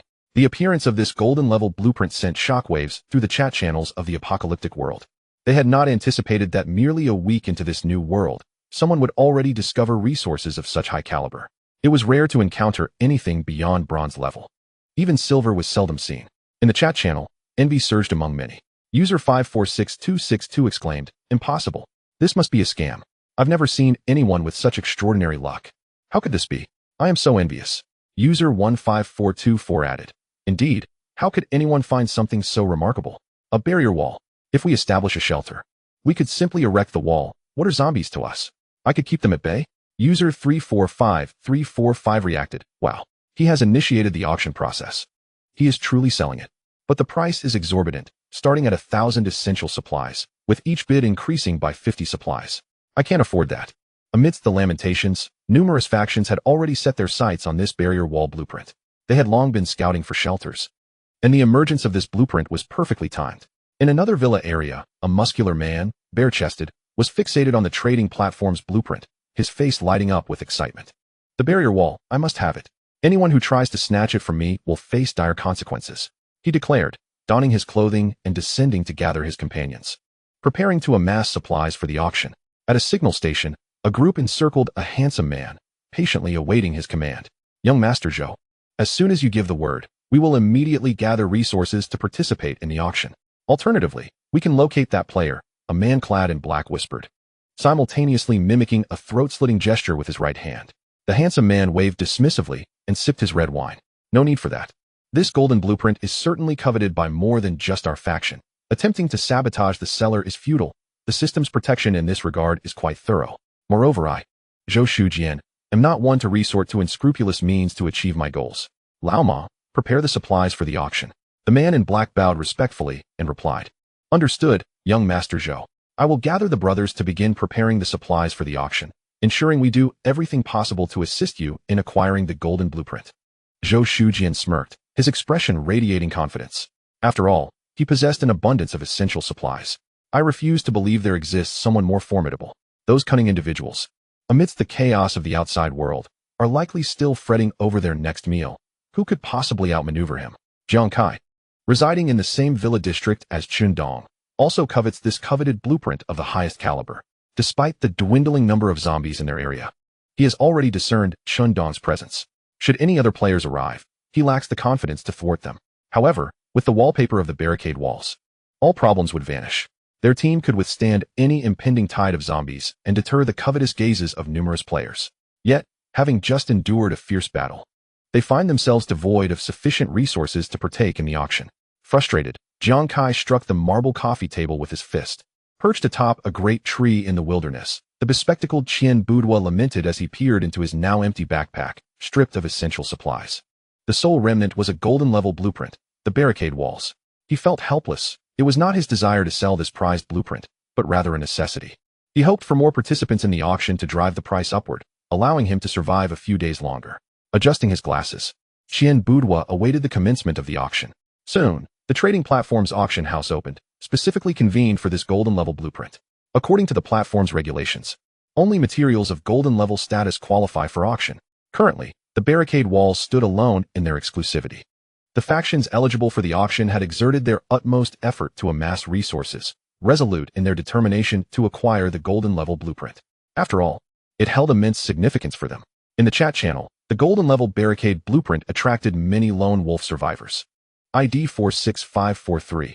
Who do you think will ultimately purchase this golden-level blueprint? ID 254318. I can't say for certain, but we have a team in the East District led by Niu Ziqiang, renowned as the largest faction in the East. They have just seized the Villa District. and I believe they will certainly participate in the auction, significantly increasing their chances of success. ID 45538. Speaking of large factions, we cannot overlook Zhou Shujian from our South District. Zhou is benevolent, never harming players, and has gathered a group of unfortunate players lacking supplies. In just a few days, thanks to Zhou's strategy, they captured a signal station shelter in our district. Quite impressive. I believe Zhou has a chance too. ID 451846. I wonder if there's any possibility. ID 10086 appears quite capable. Do you think he will participate in the auction? ID 10010. Impossible. Absolutely impossible. No matter how many resources ID 10086 has, he could never muster enough to partake in the auction. After all, others are part of a collective, while he currently knows only himself. Wealth to rival nations? Surely not. If he were to win the bid, I would consume zombie flesh on the spot. Item number 10,000. Indeed, what is 10086? A mere trifle. At most, he can provide a few blankets, yet he dares to aspire to participate in the bidding for the golden grade blueprint? How amusing. It seems he can't even gather the 100 essential supplies required for entry. As the crowd buzzed with discussions, the auction house commenced. Niu Ziqiang, Zhou Shujian, and others submitted their deposits, alongside some lesser-known factions, including Chen Dong. Upon entering the auction interface, Chen Dong was astonished to discover a dozen buyers. Clearly, contrary to the chat channel's claims, there were indeed numerous individuals capable of presenting auction materials. The apocalypse had barely begun for a week, yet many had already banded together for warmth. It was not impossible that some possessed vast resources. However, Chen Dong swiftly dismissed this second conjecture. After all, his wealth stemmed from the infinite system, a circumstance unlikely for others. Esteemed auction participants, welcome to the Apocalypse Trading Auction House. We hope each player can secure their desired items. To place a bid, please click the bidding panel on the interface. When the highest price is reached, the auctioneer will count to 3. Should no further bids arise, the gavel will fall, marking the auction's success. All living supplies possessed by participating buyers will be converted into living resources. A 500 milliliters bottle of drinking water and a 250-gram portion of food count as one living resource. If food is insufficient, 2 bottles of water can be used as a substitute. Similarly, if water is lacking, double the amount of food can be exchanged. Chen Dong patiently awaited the auction's commencement, as did others, all fully alert. The first auction item, Golden Grade Blueprint, Barrier Wall. Starting bid, 100 living resources. With each subsequent bid increasing by 10 living resources, the auction house will retain 2% of the final bid as commission. Buyer number 1 raised their paddle. The virtual auctioneer's mechanical voice announced, buyer number 1 bids 100 living resources. Soon after, buyer number 3 raised their paddle. The virtual auctioneer continued, buyer number 3 bids 110 living resources. Chen Dong, as buyer number 8, had yet to place a bid, instead observing as the price of the Golden Grade Blueprint soared, quickly surpassing 200 living resources. Moreover, given the momentum, it seemed poised to approach 300. Buyer number 9 raised their paddle, marking the first bid to reach 300 living resources. The auctioneer announced, buyer number 9 bids 300 living resources. Instantly, the lone survivors in the public channel erupted in astonishment. Goodness, 300 living resources. That equates to 300 bottles of water and 300 portions of food, 150 kilograms of grain. How long could that sustain someone? My goodness. 300 bottles of water and 150 pounds of food. This must be the epitome of affluence. I recognize buyer number 9. He is Niu Ziqiang. Goodness. This individual is truly formidable. Where on earth did he procure such an abundance of supplies? Meanwhile, buyer number 9 posted a message in the buyer's chat channel. This premium grade blueprint, I, Niu Ziqiang, will claim it. Let us see who dares to contest me. If you purchase it today and I catch sight of you later, I will dismantle your home and dismember you. Buyer number 5 raised his placard, disregarding Niu Ziqiang's threats. 310 essential supplies. The auctioneer's mechanical voice echoed. Buyer number 5 has raised a placard for 310 essential supplies. Buyer number 5 also commented in the auction chat channel. Who is Niu Ziqiang? I have no interest in knowing. This premium grade blueprint piques my interest as well. I'm afraid I cannot part with it. The revelation of buyer number 5's identity sparked an uproar in the public channel. Goodness, it's actually Zhou Xiao. Zhou Xiao is the most renowned scion in our region. No wonder he can produce over 300 essential supplies. This is simply astonishing. Zhou Xiao. I wish to be your subordinate. I only require a morsel to eat. Get lost. Do you think anyone can just aspire to be Zhou Xiao's subordinate? Look at yourself. Zhou Xiao, I possess great strength. I can assist you. Zhou Shujian undoubtedly noticed the cheers and adulation in the public channel, relishing the admiration and envy directed towards him. He was born deserving of the finest. No one could rival him, especially in terms of financial prowess. Niu Ziqiang continued to send messages in the auction chat channel. You think you're impressive, Zhou Shujian? Our rivalry is now established. Zhou Shujian promptly replied, if Mr. Niu insists on seeking vengeance upon Zhou, I am left speechless. However, I am not a soft target. Bring it on. As for the premium grade blueprint, the highest bidder shall prevail. The two individuals, having revealed their identities, engaged in a fierce exchange in the auction chat channel. Chen Dong glanced at these two familiar names. They were the two prominent figures previously mentioned in the public chat channel. Like the other buyers, he was disinterested in joining the fray, merely observing as the required essential supplies for the premium grade blueprint soared in value. Perhaps the price had escalated too high, or some individuals were waiting to swoop in at the last moment. The final price plateaued at 350 essential supplies. The one raising the placard was none other than Zhou Shujian. As expected, it was astonishing that their faction possessed such abundant resources. The virtual auctioneer's prompt sounded. Buyer number 5 bids 350 essential supplies. Are there any other bidders willing to raise their bids? Niu Ziqiang fumed in his villa. His team could no longer bear the weight of additional essential supplies to participate in the auction. Continuing down this path could potentially jeopardize their very existence. The auctioneer reiterated, since there are no other bidders, the first call for 350 units is now open. Chapter 14, Continuous Bidding. The wealthy Zhou Shujian wore a disdainful smirk. He was the illustrious Zhou Xiao. Was there anything he desired that he could not obtain? What was this Liu Ziqiang nonsense? Utterly insignificant. Zhou Shujian even felt an urge to laugh aloud. He relished this feeling of looking down upon others. He was the supreme ruler, elevated above all. However, at that moment, a voice from the virtual auctioneer broke the tension. Buyer number 8 bids 400 units of essential supplies. It was Chen Dong, making his move at the last moment. What? Zhou Shujian was taken aback. He had not anticipated that someone was waiting to swoop in at the final hour. Moreover, he had initiated the bid with 50 additional units. At this juncture, nearly all survivors cherished the supplies they possessed, as they were vital for their survival. Not only Zhou Shujian, but the public channel erupted in astonishment. Who was this buyer number 8? To bid 400 units of essential supplies upon entering the fray. Goodness, that is quite extravagant. 400 units could sustain me for an eternity. This was a hidden tycoon. Who could this affluent individual be? I wish to be his woman. You little flirt, what do you think you are? Do you consider yourself more beautiful than me? You, dreaming of being the tycoon's woman? Please, I am the one destined to be the tycoon's beloved.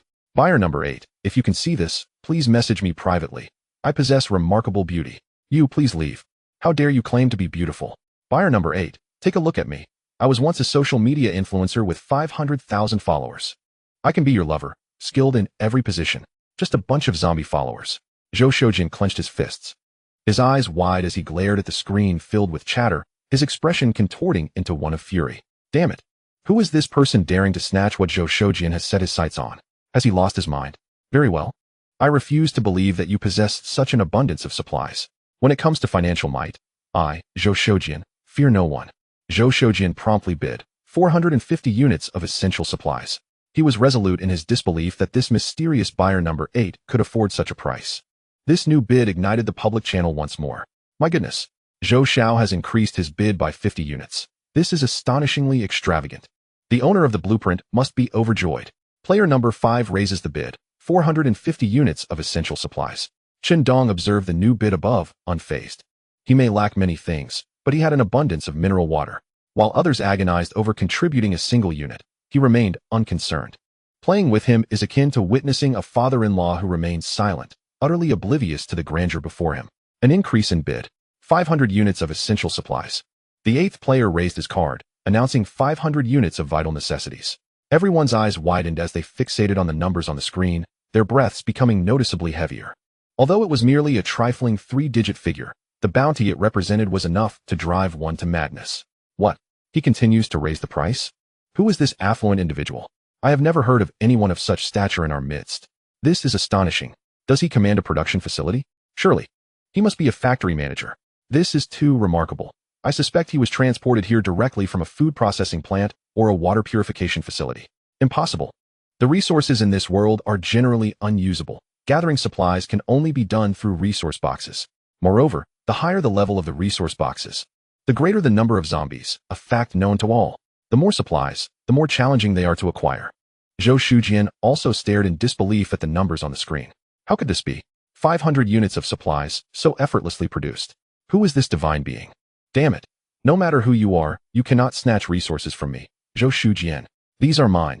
No one shall take them from me. Zhou Shujian gritted his teeth and shouted, raise the bid. 550 units. Upon hearing this, a man in black beside him panicked. Young Master Zhou, our supplies are running low. If we continue to bid, our very survival will be at stake. Indeed, young Master Zhou, we cannot increase the bid further. Otherwise, we will have to venture out and compete with those terrifying zombies for supplies, and in areas teeming with the undead, it would be a fool's errand. Who knows when we will gather enough materials for the golden blueprint? Young Master, please reconsider. We can endure hunger, but you must not suffer. If we cannot find sufficient supplies, we are doomed. Zhou Shujian roared, get away from me. I refuse to believe he possesses such an abundance of supplies. No one can challenge me, Zhou Shujian. The fifth buyer raised his card, bidding for 550 units of essential supplies. Chen Dong furrowed his brow. Zhou Shujian seems to be quite well off, able to amass such a significant quantity of resources. It appears he is not to be trifled with. Nevertheless, it ends here. Chen Dong, unfazed, raised his bid once more. The eighth buyer raised his card, bidding for 600 units of essential supplies. What? 600 units of essential supplies. This is too much. This time, the entire channel fell silent. They were profoundly shaken. After only a few days, someone managed to gather such a vast amount of supplies. Who on earth is this individual? Moreover, he raised the bid without the slightest hesitation. Even Zhou Xiao hesitated for quite some time before raising his bid. In stark contrast, the eighth buyer nearly mirrored Zhou Xiao's every increase, matching his bid without a care for the minimum requirement of 10 units of supplies. To him, these supplies seemed trivial, as if they were mere drops of water. Zhou Shujian's eyes burned with resentment. He was unwilling to relinquish his chance so easily. However, when he attempted to raise his bid once more, he was met with a notification indicating insufficient supplies. Zhou Shujian fixed his gaze intently on the screen, determined to uncover the identity of his rival. This time, he refrained from raising his paddle alongside Chen Dong. His supplies were dwindling, leaving him with the desire but lacking the means. The virtual auctioneer began to announce, player number 8 bids 600 units of essential supplies. Will any other buyers place a bid? After a moment, the auctioneer continued, if there are no other bidders, I shall commence the countdown. 600 units of essential supplies. First call. 600 units of essential supplies. Second call. 600 units of essential supplies. Third call. With a decisive thud of the gavel, the transaction was finalized. Chen Dong emerged as the triumphant recipient of the golden blueprint. Barricade wall. Chapter 15. The wall completed. Practicing marksmanship as there was only a single item up for auction, the auction concluded swiftly after the first item was sold, and buyers began to exit the auction room in droves. This auction has concluded successfully. Congratulations to player number 10086 for winning the golden blueprint. Barricade wall. The chat channel fell into a hushed silence before voices began to emerge. Player number 132423. By the way, someone mentioned that 10086 was absent from the bidding. I just happened to have recently slain a zombie, still steaming hot. If you're hungry, I can send you the coordinates. Player number 51542. Unbelievable. I didn't expect 10,086 to possess such a staggering 600 units of essential supplies. I can't even muster a fraction of that. How terrifying. Player number 456755. Who knows where 10,086 resides? I go to great lengths to find him. I demand he take me on as his subordinate. In the chat channel, the majority were engrossed in discussions about Chen Dong's formidable prowess. To be able to produce such a vast quantity of essential supplies for bidding implied he had even more stockpiled. With a limited amount of money, he gazed at the substantial addition of supplies in his backpack, bursting into uncontrollable laughter for a moment. Such an abundance of resources would sustain him for an extended period. He yearned to find a secluded spot to relish these provisions in solitude. In a post-apocalyptic world, the most fearsome aspect of humanity is its nature. Innocent individuals may suffer for merely possessing something valuable. He had witnessed others seize the food and water of fellow survivors, even resorting to violence. Thus, he dared not flaunt such a wealth of supplies before others.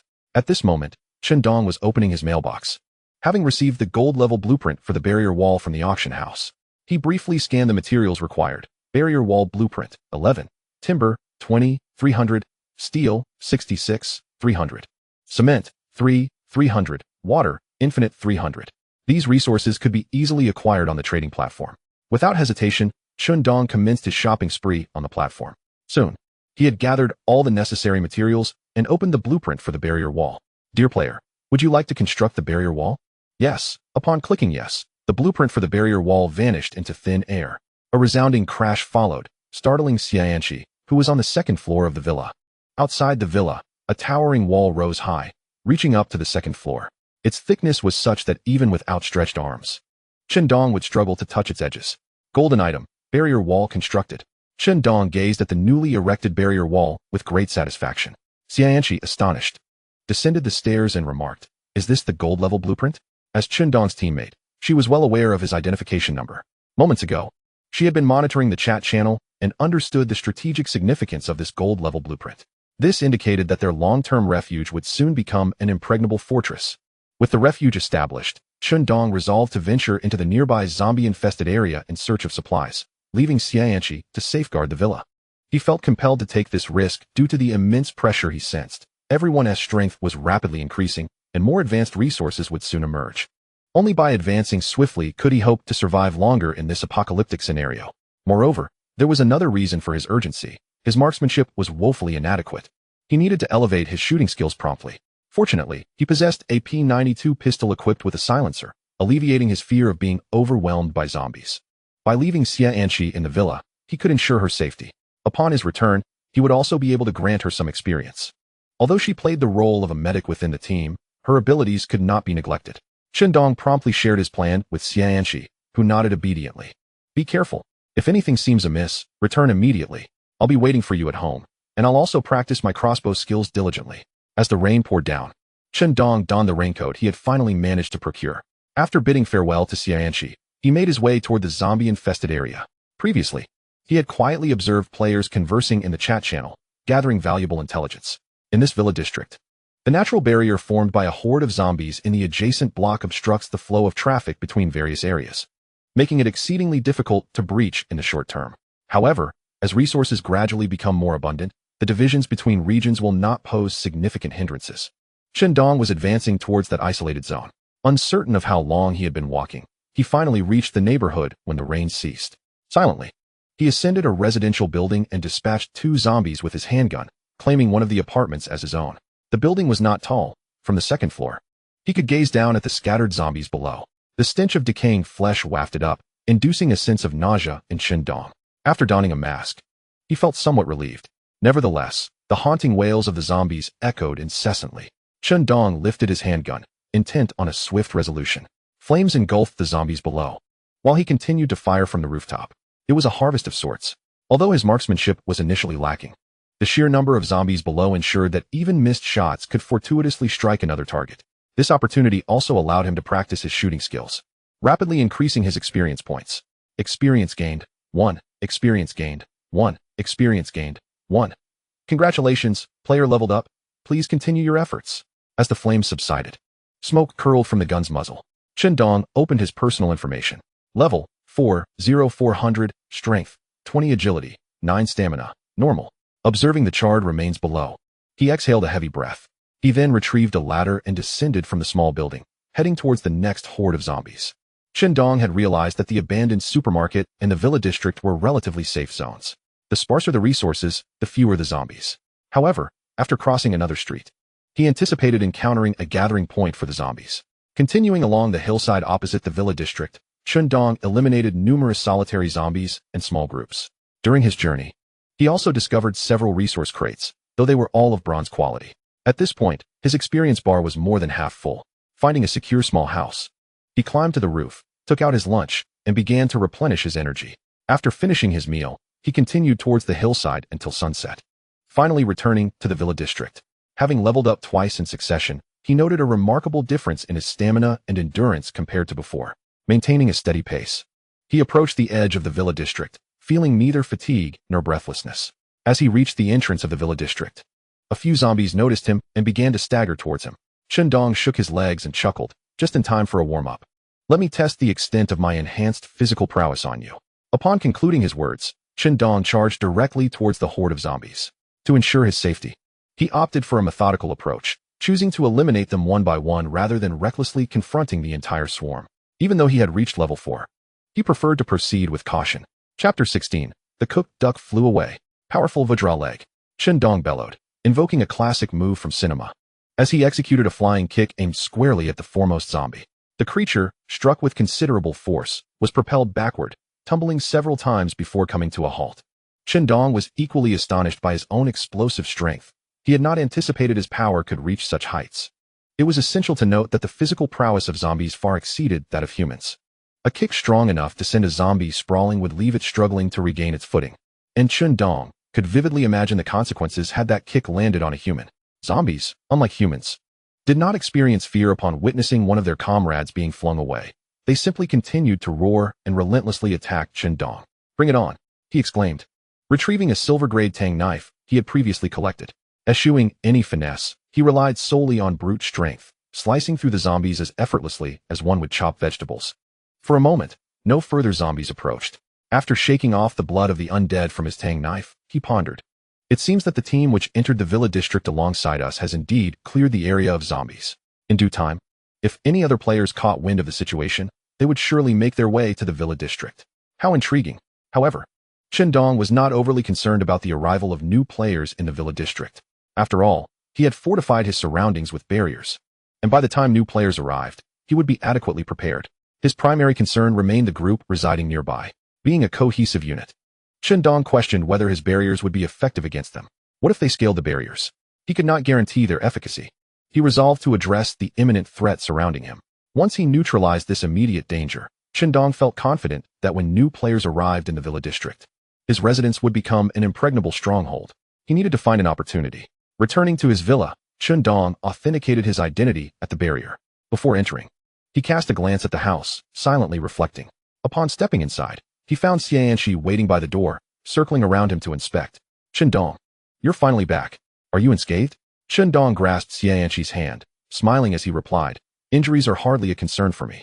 I am favored by fortune. I even stumbled upon a divine artifact during my outing." Subsequently, Chen Dong shared some experience points, allowing Xianxi to ascend to level 3.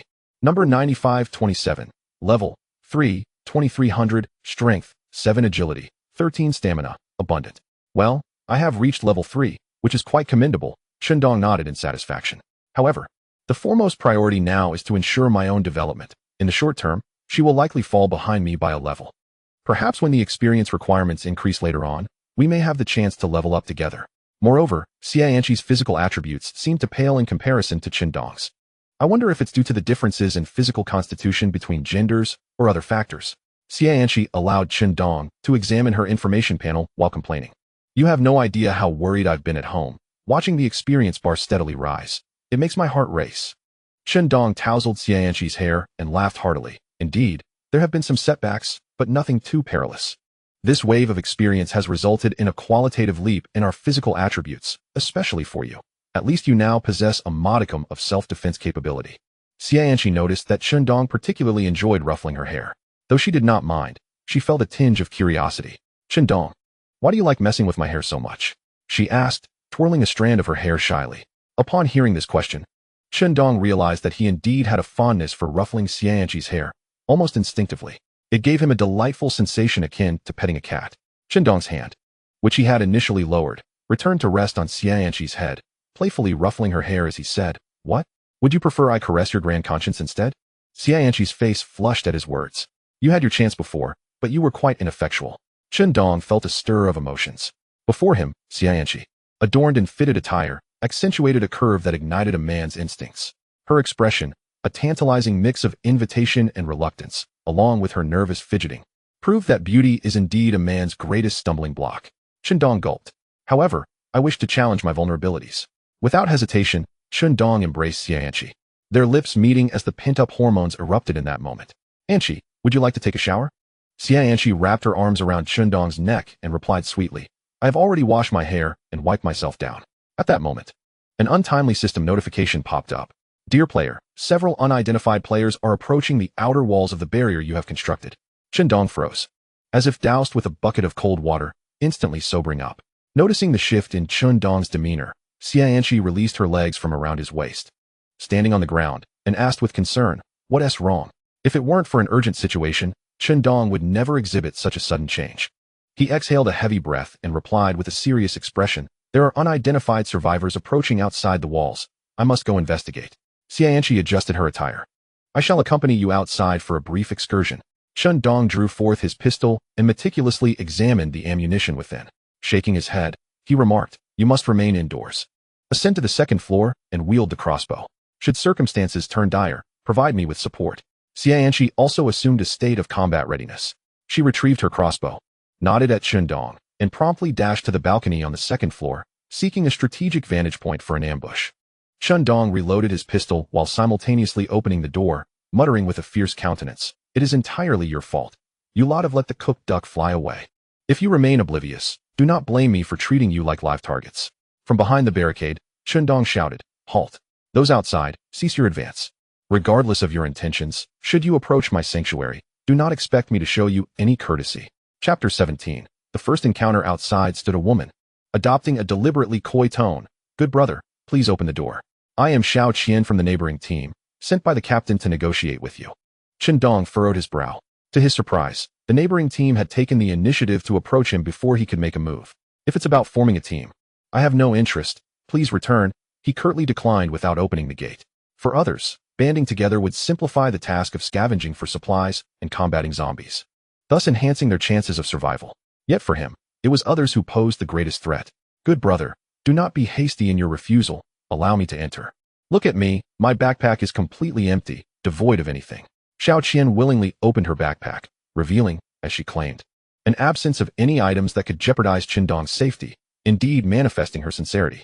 Chen Dong contemplated for a moment, then opened a small crack in the door, ready to draw his weapon at a moment's notice. He cautiously allowed Xiao Qian to sidle in. She was an alluring woman, though her features were rather ordinary. Her tattered clothing barely concealed her form, leaving one to wonder if the dire circumstances had rendered her so, or if it was a deliberate attempt at seduction. Chen Dong chuckled inwardly. Such a person, in days gone by, might have garnered his attention, but after spending countless days in close proximity to Xianqi, his standards had risen dramatically in a mere few days. "Wow, good brother, is this the blueprint of the golden level? It seems you are the esteemed 10086.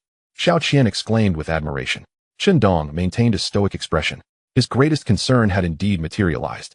The completion of the barricade had undoubtedly alerted Jiang Kai's team to his identity. Although Chen Dong did not expect his identity to remain concealed indefinitely, now was not the opportune moment.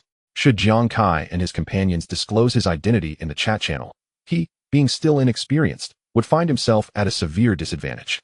After all, it was common knowledge that he possessed a wealth of supplies, and one could not rule out the possibility of others harboring ulterior motives. Narrowing his eyes slightly, Chen Dong smiled coldly and inquired, "Is your team solely interested in my identity?" Xiao Qian covered her mouth and giggled. "Young man, how could you say such a thing? Perhaps we might even have the chance to become teammates. Aren't you going to invite me inside for a while?" Chen Dong squinted at Xiao Qian, momentarily unsure of her intentions. Nevertheless, he smiled and replied, "Haha, a guest is indeed a guest. Since your team has shown sincerity, I shall not be stingy. Please, come in." In another villa, Jiang Kai and his companions received the team channel message from Xiao Qian. They had successfully infiltrated the refuge of 10,086 and commenced reconnaissance. Xiao Qian had indeed gained entry into Chen Dong's villa. Just as she reported, she was there on a mission to ascertain Chen Dong's true capabilities. The extravagant expenditure of 600 essential supplies and the acquisition of golden-level blueprints was certainly within their knowledge. They had previously contemplated the idea of breaching the barrier walls themselves, but their strength proved insufficient.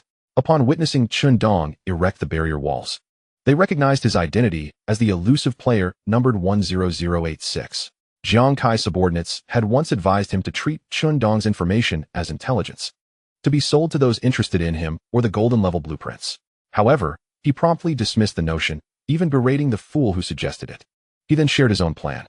Jiang Kai intended to send someone to probe Chen Dong's capabilities, and then seize this lucrative opportunity for himself. He clearly observed that only Chen Dong and Xianqi had entered the villa, indicating that they were but 2 in number, while his own group comprised at least 8. Though Chen Dong possessed abundant resources, 2 fists could not contend against 4 hands. As long as they discerned the layout of Chen Dong's villa, they could quietly scale the barrier walls when the time was ripe and effortlessly capture the 2. At that point, their worries over supplies would vanish. Such a scheme was simply flawless. Thus, the previous night, Jiang Kai summoned Xiao Qian. After a bout of small talk, he inquired, "Xiao Qian, how has Brother Jiang treated you?" Xiao Qian, with a charming smile, replied, "Brother Jiang has treated me the best. He rescued me from the zombies and provided me with food and drink. I shall follow Brother Jiang for the rest of my life." Jiang Kai laughed heartily before leisurely stating, Xiao Qian, tomorrow you shall investigate the details of 10,086. Do not carry any weapons. Once inside, ensure you gain their trust. And if necessary, fulfill all their requests. Xiao Qian looked at Jiang Kai in shock, suddenly grasping his meaning, her expression wavering. Brother Jiang, he interrupted her coldly. What? Do you want me to repeat myself? With no choice, Xiao Qian could only nod bitterly. Indeed, upon hearing this, Jiang Kai transformed his fury into delight, chuckling. This is my dear sister. Thus, it led to the scene where Chen Dong returned the following day, and Xiao Qian took the initiative to visit. After guiding Xiao Qian through the door, Chen Dong first commanded Xianqi to remain stationed on the second-floor balcony, securing a vantage point to monitor any movements from Xiao Qian's companions. He then invited Xiao Qian to sit in the living room. Xiao Qian, shall we converse while seated? I happen to have not dined yet. Would you care for some fried rice and orange juice? Of course, since you have graciously invited me, I cannot refuse. Xiao Qian responded with a smile. Chen Dong nodded, retrieving the items from his backpack and placing them on the dining table. The enticing aroma of the fried rice caused Xiao Qian to involuntarily swallow. In this apocalyptic world, even satisfying her hunger had become a challenge. Fried rice and orange juice were luxuries she could only dream of. It felt as if the experiences of the past few days were mere illusions. And she remained the goddess cherished by adoring admirers. After savoring a few bites of rice and sipping orange juice to soothe her throat, Chen Dong returned to the matter at hand. Xiao Qian, you previously expressed a desire for me to join your team. I am curious, knowing my identity. What gives you the confidence to recruit me? Wiping her mouth, Xiao Qian replied with a gleam in her eyes. Brother, we boast a grand team of 8. You must have witnessed our efforts in exterminating the zombie horde in the Villa district. Such feats are not easily accomplished by just any group. Chen Dong nodded in acknowledgement. I concede that your strength is evident. If it were not for my solo encounters with the zombies, I would not have grasped the true power of Zhang's team. Noticing his reaction, Xiao Qian continued, though we lost nearly half of our members in the Villa district, we shall rebuild. Given time, we can undoubtedly become a formidable force. At that point, every member of the team will reap significant benefits. Chapter 18. Strike First. Setting traps. After Xiao Qian finished speaking, Chen Dong raised an eyebrow. Have you concluded? Xiao Qian appeared momentarily perplexed by his expression. Yes, I have concluded. Chen Dong smiled broadly. If this is your rationale for recruiting me, I must politely decline. You should realize that since I can procure thousands of essential supplies to construct barriers, and even offer precious food and beverages to entertain you, do you truly believe I need to join your team? Xiao Qian found herself at a loss for words.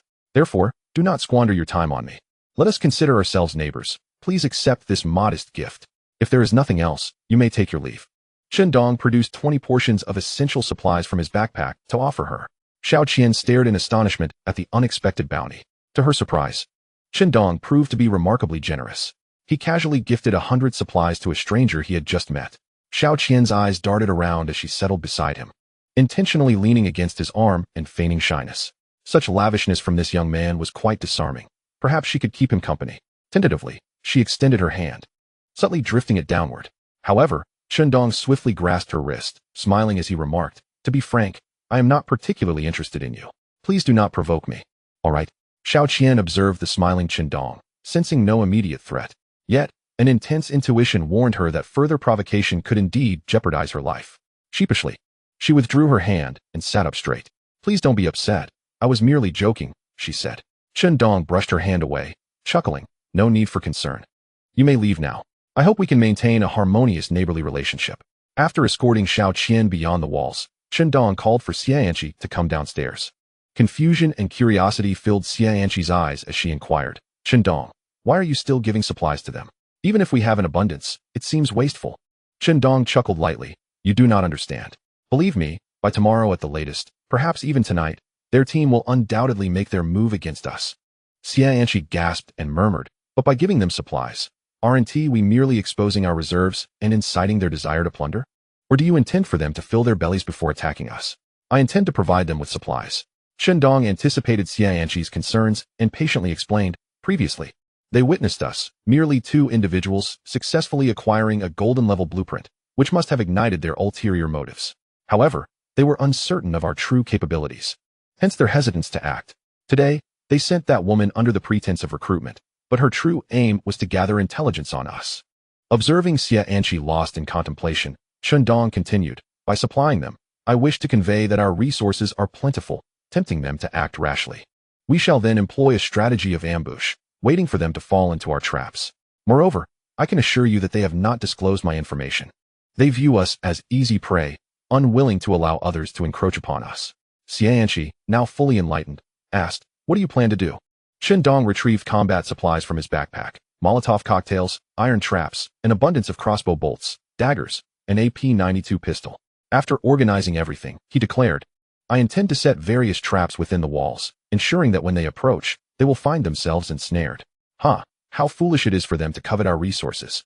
Xianqi, witnessing Chen Dong's meticulous preparations, couldn't he help but smile. "Is there anything I can assist you with?" Chen Dong handed over several animal traps, advising, "Since Dr. Xie has taken the initiative, you should place these traps in the corner and cover them with something. This will serve as an appetizer for them." Xianqi accepted the traps obediently, saying, "All right, I shall arrange it now." With that, she walked to the villa's courtyard and carefully set up the traps in the corner. Meanwhile, Xiao Qian had returned to her refuge, reporting the gathered intelligence to Jiang Kai. Jiang Kai sat on the central sofa in the villa's living room, resting his chin on his hand, a fierce light igniting in his eyes. He was astonished to discover that this 10,086 had accumulated such an abundance of supplies. It seemed that his foundation was indeed substantial. After participating in the auction, he faced no struggles for survival. Jiang Kai could no longer contain his restless heart. Yearning for a night raid to seize all of Chen Dong's resources, including that golden grade barrier wall. As if sharing a silent understanding, one of his subordinates spoke up, "Boss, there's no need to hesitate. You heard the intelligence Xiao Qian just relayed. The supplies from 10,086 are more than sufficient for our team to thrive for quite some time. And if we delay a few more days, who knows when other groups might arrive in our villa area." The other teammates echoed in agreement, "Indeed, boss. Just the supplies 10086 has gifted us amount to 20 portions. He must have at least several hundred more."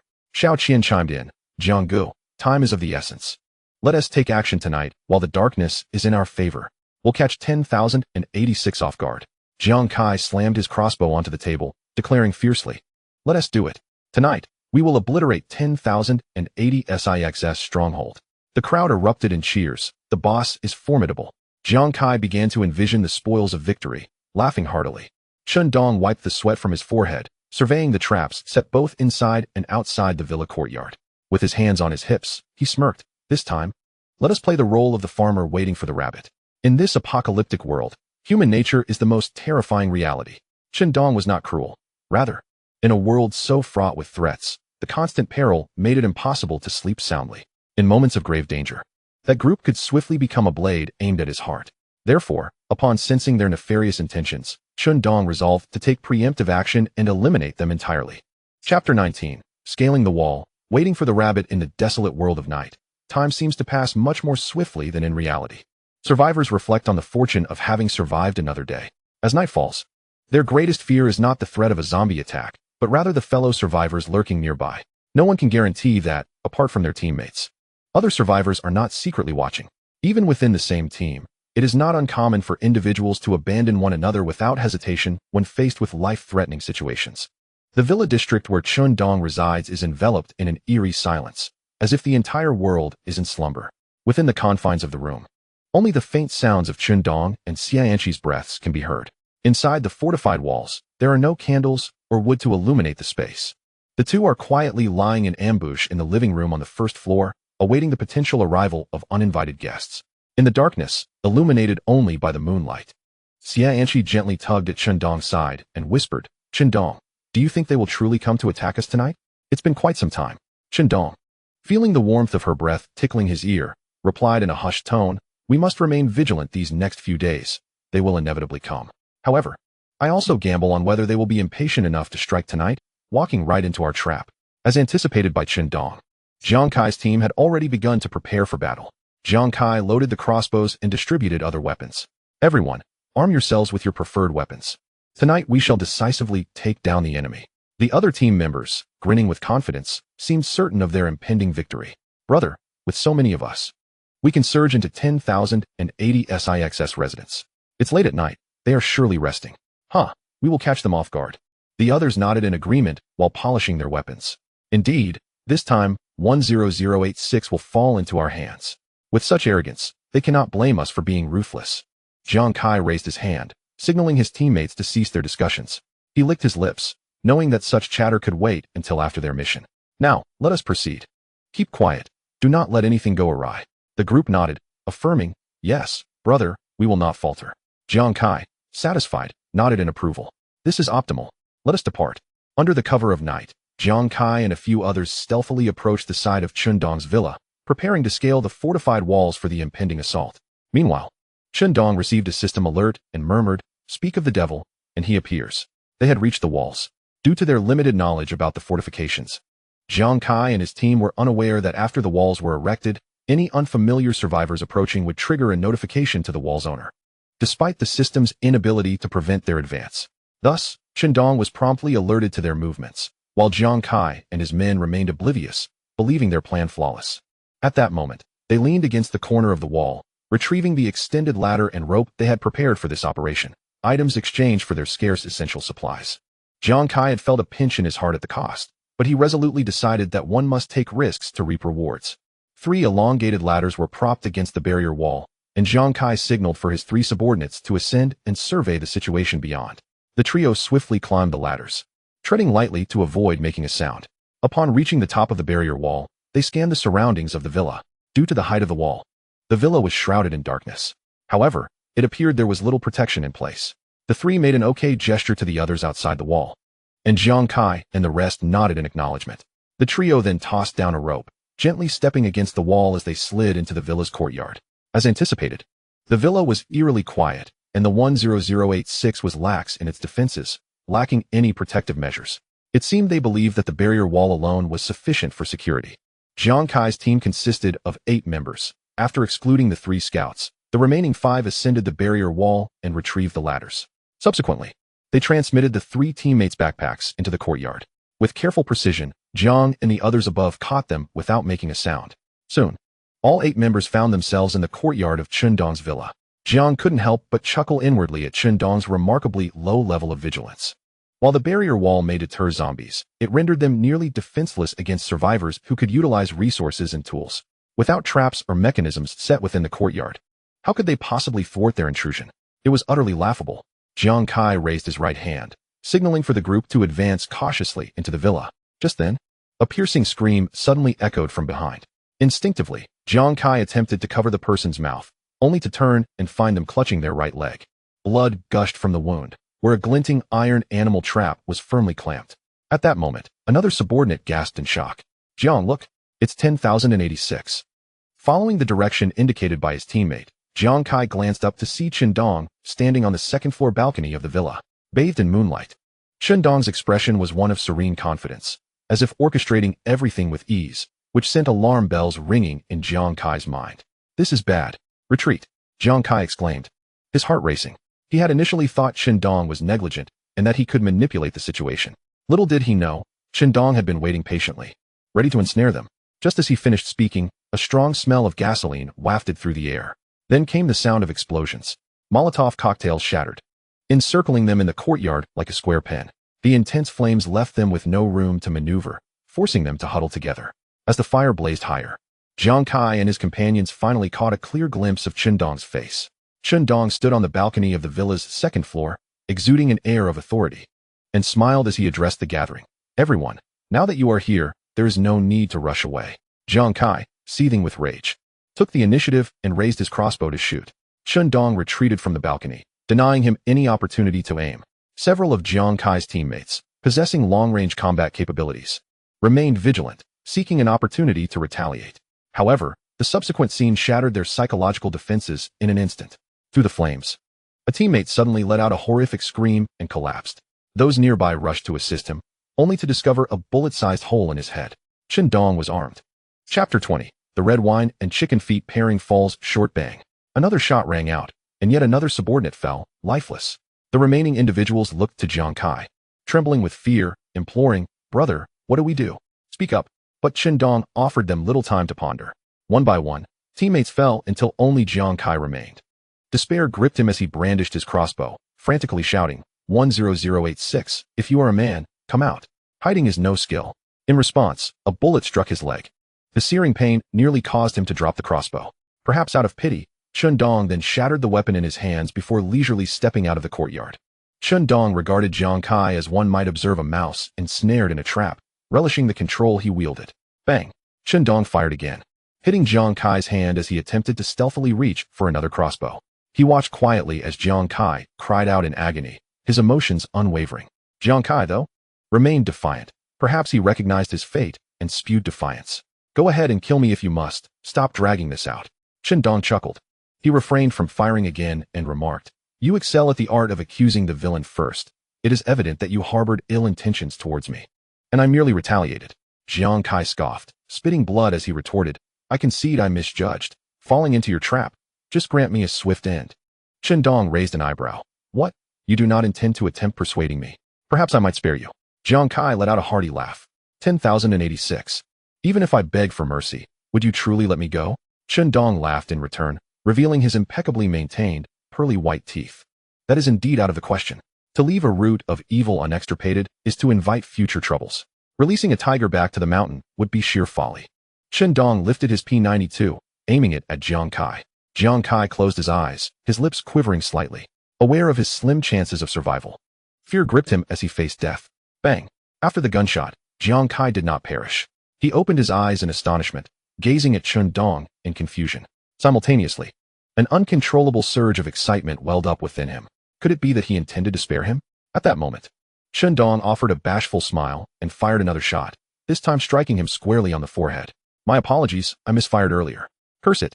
Jiang Kai's eyes widened as he slowly collapsed to the ground, his gaze unblinking in death.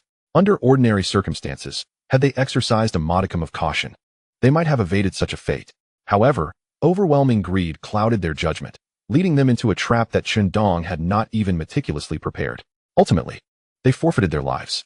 Chen Dong scavenged the meager supplies remaining with this group and disposed of their bodies beyond the perimeter of the walls. By morning, the diligent zombie cleanup crew would ensure everything was tidy. With the immediate threat alleviated, Chen Dong exhaled in relief and returned to his room, casually collapsing onto the soft bed. At last, he had extracted the thorn from his heart. He closed his eyes and sleepily succumbed to slumber, a long-awaited respite. Awakening naturally, he had no intention of venturing out today in search of supplies. The resources surrounding the villa district no longer sufficed for their needs. To procure more advanced supplies, one would have to venture into areas densely populated by zombies. The adage holds true, fortune favors the bold. This time, lying in wait had substantially diminished Chen Dong's combat supplies, although he possessed an abundance of water to trade for food and combat gear. The crux of the matter lay in the fact that the number of trading platforms could not keep pace with his consumption. Whenever he found a moment of leisure, Chen Dong busied himself with shopping on the trading platforms, even delegating some of his supplies to Xianqi, who remained at home, to assist in the procurement. Yet, the outcomes fell short of his expectations. Due to the scarcity of combat supplies, Chen Dong was compelled to abandon his plan of further exploration for resources. After all, the P-92 lacked sustained combat capability. Once a magazine of 15 rounds was expended, it required reloading. Faced with a horde of zombies, he would find himself at a disadvantage. A single bite could mean certain death. Contemplating this, Chen Dong could not help but daydream. If only the system would one day grant him an infinite supply of AK-47s or incendiary bottles, he would truly soar. As he mused over limitless resources, Chen Dong suddenly recalled that today he could claim his rewards. He hastily opened his email and received the timely delivery of unlimited supplies from the system, red wine. He retrieved the wine, gazing at the foreign script on the bottle, feeling a wave of exasperation wash over him. It was worth noting that his English was quite poor, and he could scarcely decipher a few words. He wondered about the quality of the wine. Extracting a simple glass from his backpack, he deftly twisted open the wine bottle, the speed of his action resulting in a clean break as if sliced by a knife. Lifting the red wine to his nose, Chen Dong inhaled its aroma. Even without allowing the air to fully aerate the wine, the rich aroma of the red wine still envelopes me. Drinking wine, there always seems to be something missing. Chen Dong, holding the stem of his glass, gently swirls the wine while murmuring to himself. Suddenly, a realization dawns upon him. He retrieves several portions of marinated chicken feet from his backpack. Of course, how could one enjoy wine without a suitable accompaniment? Alas, the absence of spicy peanuts is regrettable. Otherwise, it would be sheer bliss. Chen Dong shares an image of the red wine and chicken feet arranged on a coffee table in the chat channel. User 10086. While red wine pairs well with chicken feet, it still feels somewhat lacking. A beer would certainly elevate the experience. Oh, and spicy peanuts too. Brothers, has anyone managed to gather these delightful provisions? Please list them on the trading platform, attached image. As soon as this message is posted, the chat channel erupts with fervor. It is worth noting that even the most basic necessities are scarce for many, with people often going hungry between meals, let alone indulging in luxuries like beer and spicy peanuts. Even if such items were available, they would have long been consumed as regular sustenance. After all, preserving one's life takes precedence. By sharing this image at such a time, Chen Dong is clearly provoking others, flaunting his opulent lifestyle. Much like when he previously showcased his golden blueprints while nestled under a comforter, igniting the anger of many. User 10,000-10086, you have gone too far. While we are still struggling to fill our stomachs, you flaunt such images. What are your intentions? User 10010, indeed, it's one thing to indulge yourself, but sharing it is merely a disruption to our morale. User 12306, exactly. I am on the brink of starvation. 10,086. Why not show some kindness and share some resources with me? I might even speak well of you. User 1938844, right. What skill is there in merely being well fed? If you truly have the means, why not share some provisions with us? We would surely be grateful. As Chen Dong observes the multitude of voices condemning him, some even bordering on moral coercion, he cannot help but chuckle. User 10086. Oh really? If you call me daddy, I might just grant you a portion of resources, otherwise, spare me the complaints. I'll post what I wish, and if you find it displeasing, simply ignore it. Alternatively, gather your own supplies, and share them too. Smirking emoji. If you're not putting in the effort, who can you blame? Chen Dong certainly pays no heed to those attempting to morally bind him. His mindset has long since evolved. Moral coercion? I am afraid that as long as I stand on the moral high ground, none shall bind me.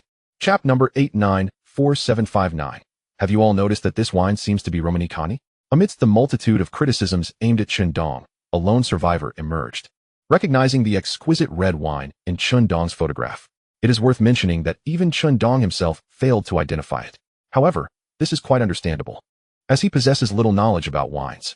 Number 10010, what Romanicani? Could you articulate something comprehensible? Number 894759. Romanée-Conti is a premier French wine, exceedingly expensive. Number 345634. Damn. How expensive can a bottle of wine be? Can it rival the price of Moutai? Number 894759. Huh. If you were to compare it to a 30 or 50-year-old Moutai, it would undoubtedly surpass Romanée-Conti in price. However, if you were to compare it to a 10 or 8-year-old Moutai, Romanée-Conti would be worth several of those bottles. The chat channel erupted in astonishment. They had not anticipated that the bottle of red wine Chen Dong was drinking was such a precious vintage. Chen Dong himself was equally taken aback. He never imagined that the system would provide him with such an invaluable unlimited supply of wine. In the real world, it could be said that his social status would skyrocket in an instant, ensuring a lifetime free from financial worries. Unfortunately, in this apocalyptic world, Romanée-Conti is merely an ordinary wine. Here, no one would indulge in the ridiculous wine market. Chen Dong stared at the French words on the wine bottle, feeling a mix of amusement and exasperation. It turned out not to be in English. It seems my persona as someone poor in English remains intact. Number 345634, 10,086. Are you selling wine? I could really use a good drink. It's been days without one, and I'm dying for it. If you're willing, we can negotiate a fair price. Number 345654. Goodness. A wine worth over 100,000. How posh. At that moment, Zhou Shujian, who had previously interacted with Chen Dong, was also observing the chat channel. He held a stemmed glass in his hand, swirling a rather inferior red wine. Zhou Shujian relished the high-class experience of sipping top-tier wine. In the past, Romanée-Conti would have been nothing extraordinary for him. Yet, in this apocalyptic world, he could only afford to drink a subpar bottle of wine daily, carefully rationing his intake. He had consoled himself, thinking that at least having access to wine was a rare pleasure. Countless individuals risked their lives daily to gather essential supplies. However, upon seeing the image posted by Chen Dong, his composure shattered.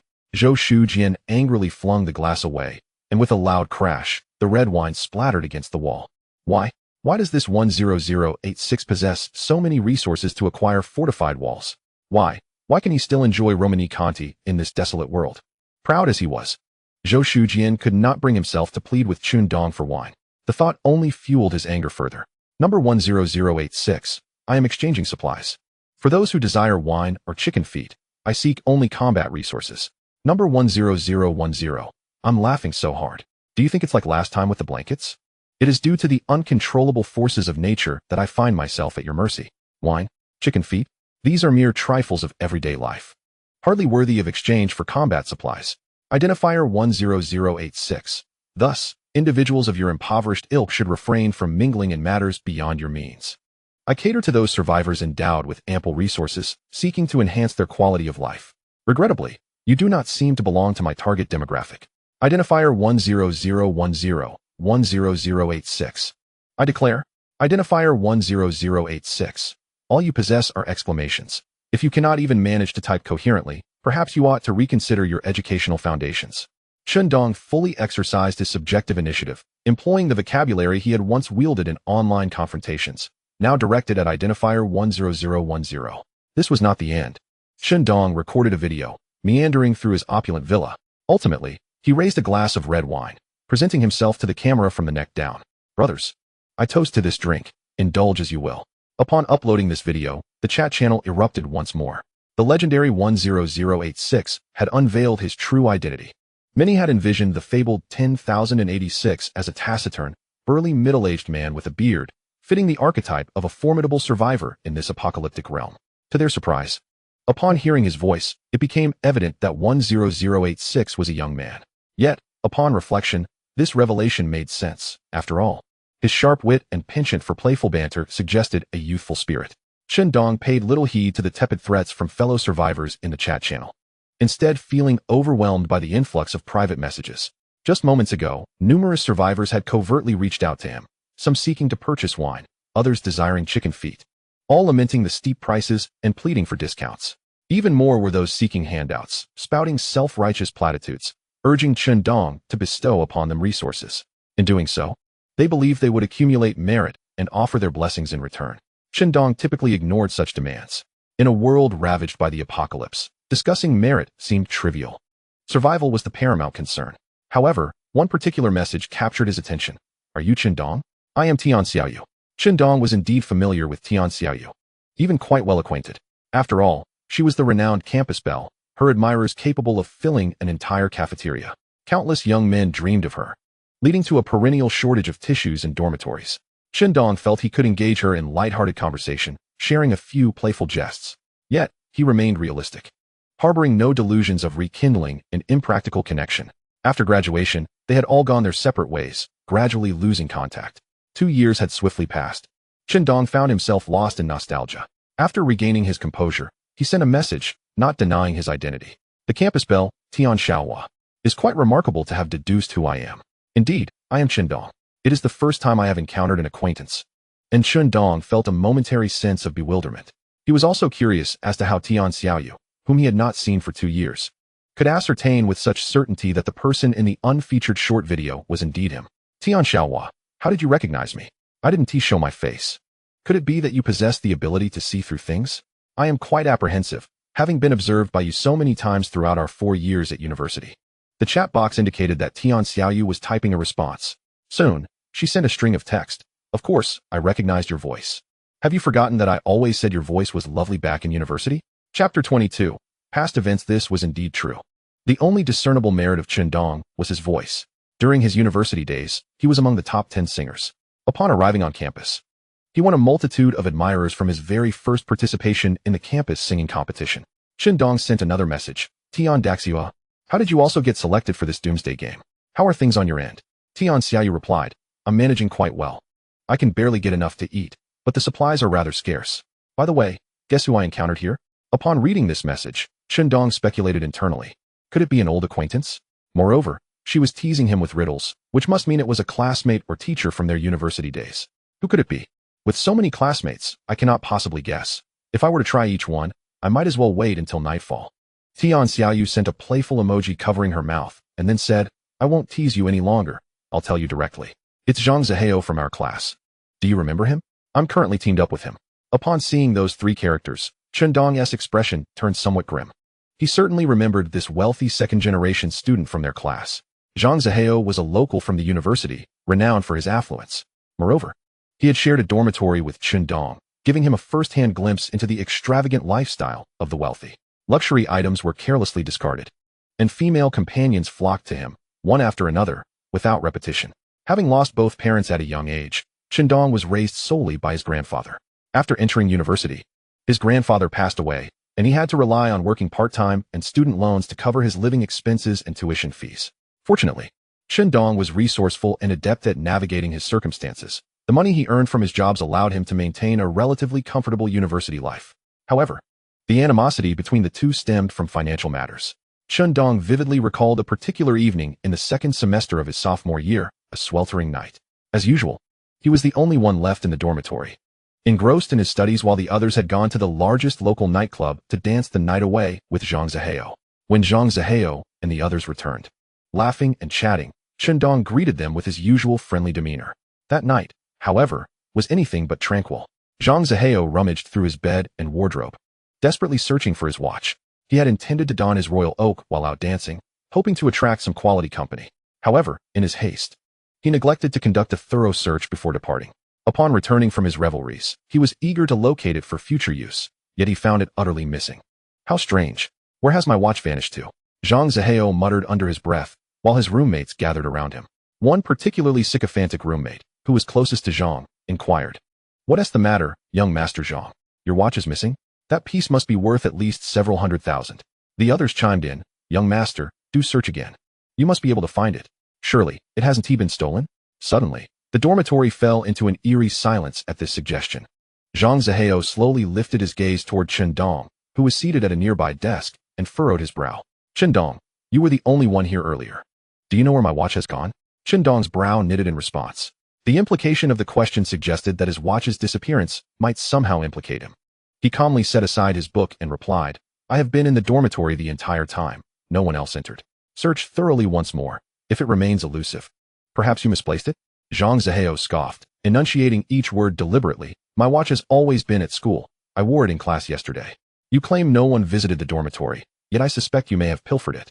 Chen Dong rose from his seat, visibly angered. "What do you mean, Zhang Zihao?" Undeterred by Chen Dong's challenge, Zhang Zihao retorted, "What do I mean?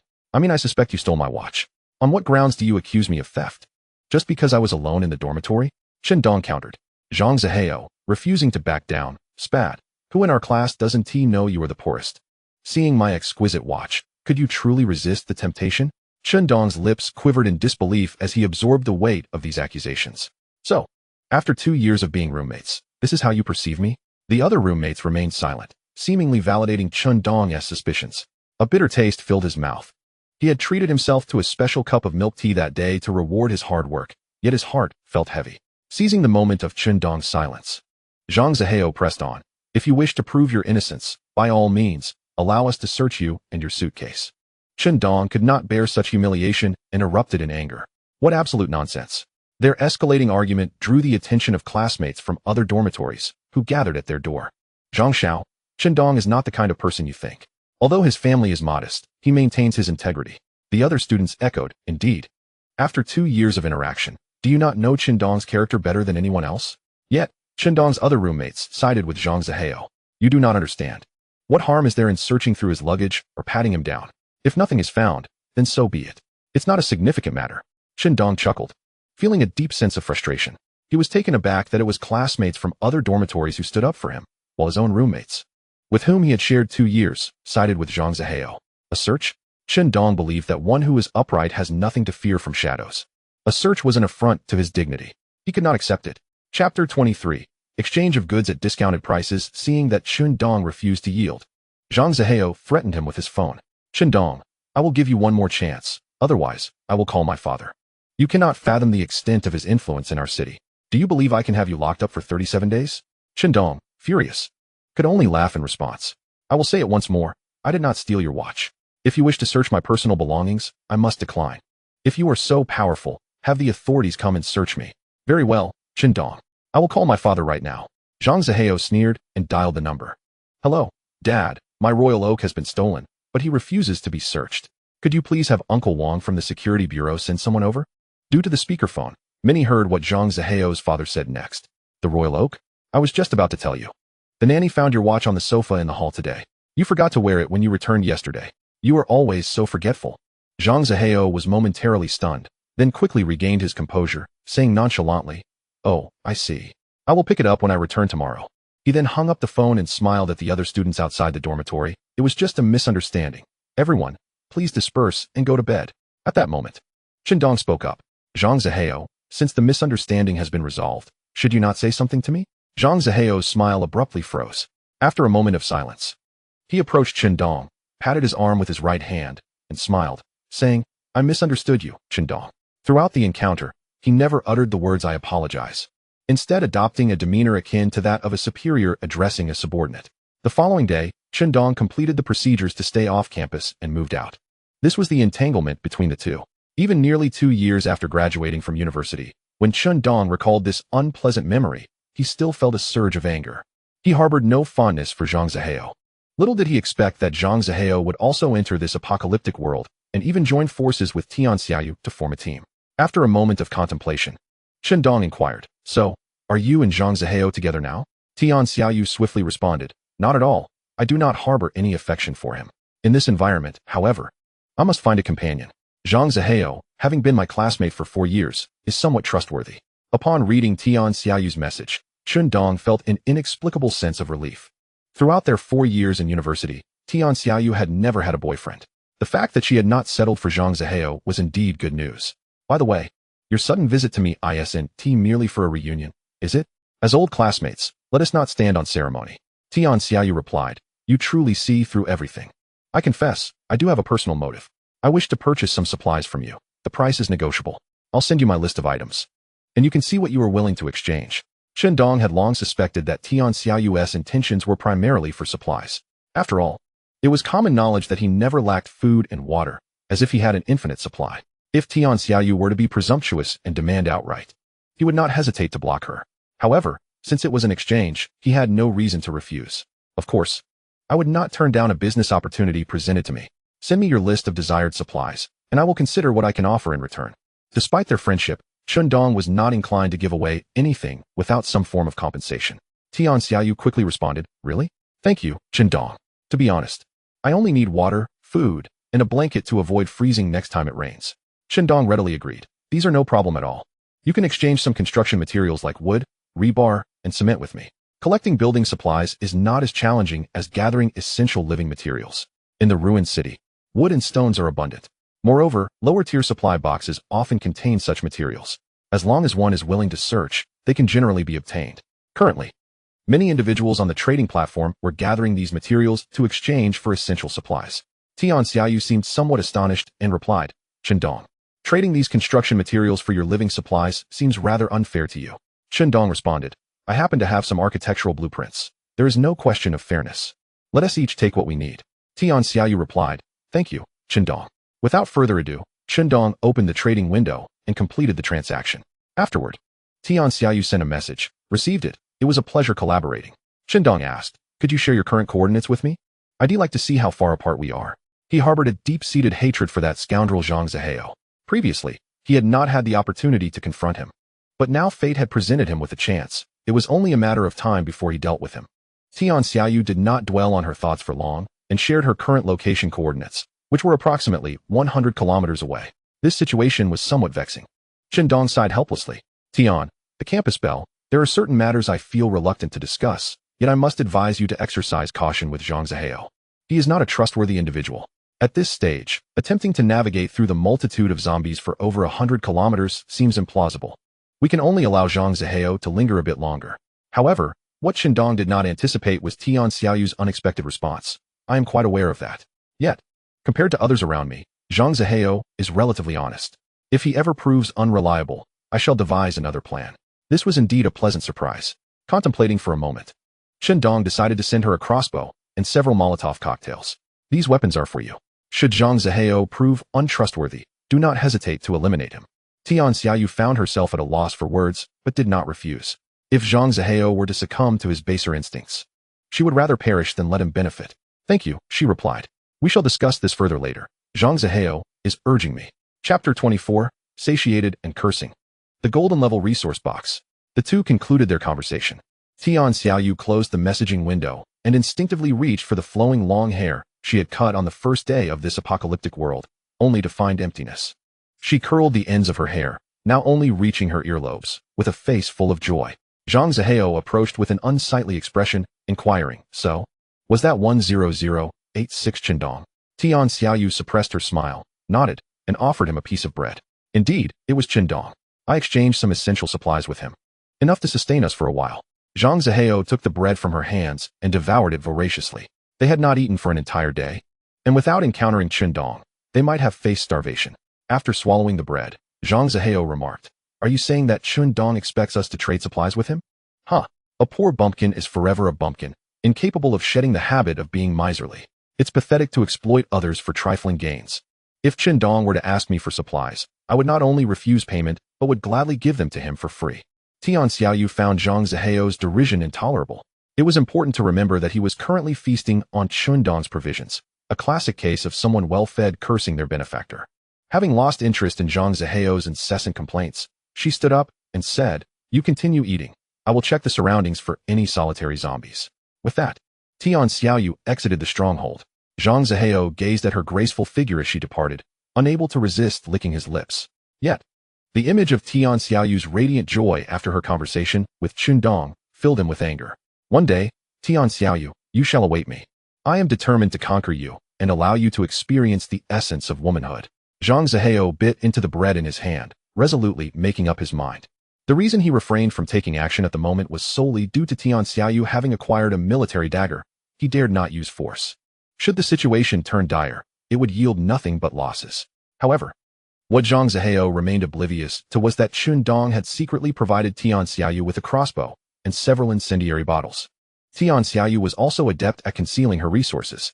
Chen Dong, unaware of the considerable reaction Zhang Zihao would have following his transaction with Tian Xiaoyu, continued to peruse the conversations within the chat channel, hoping to gather some valuable intelligence.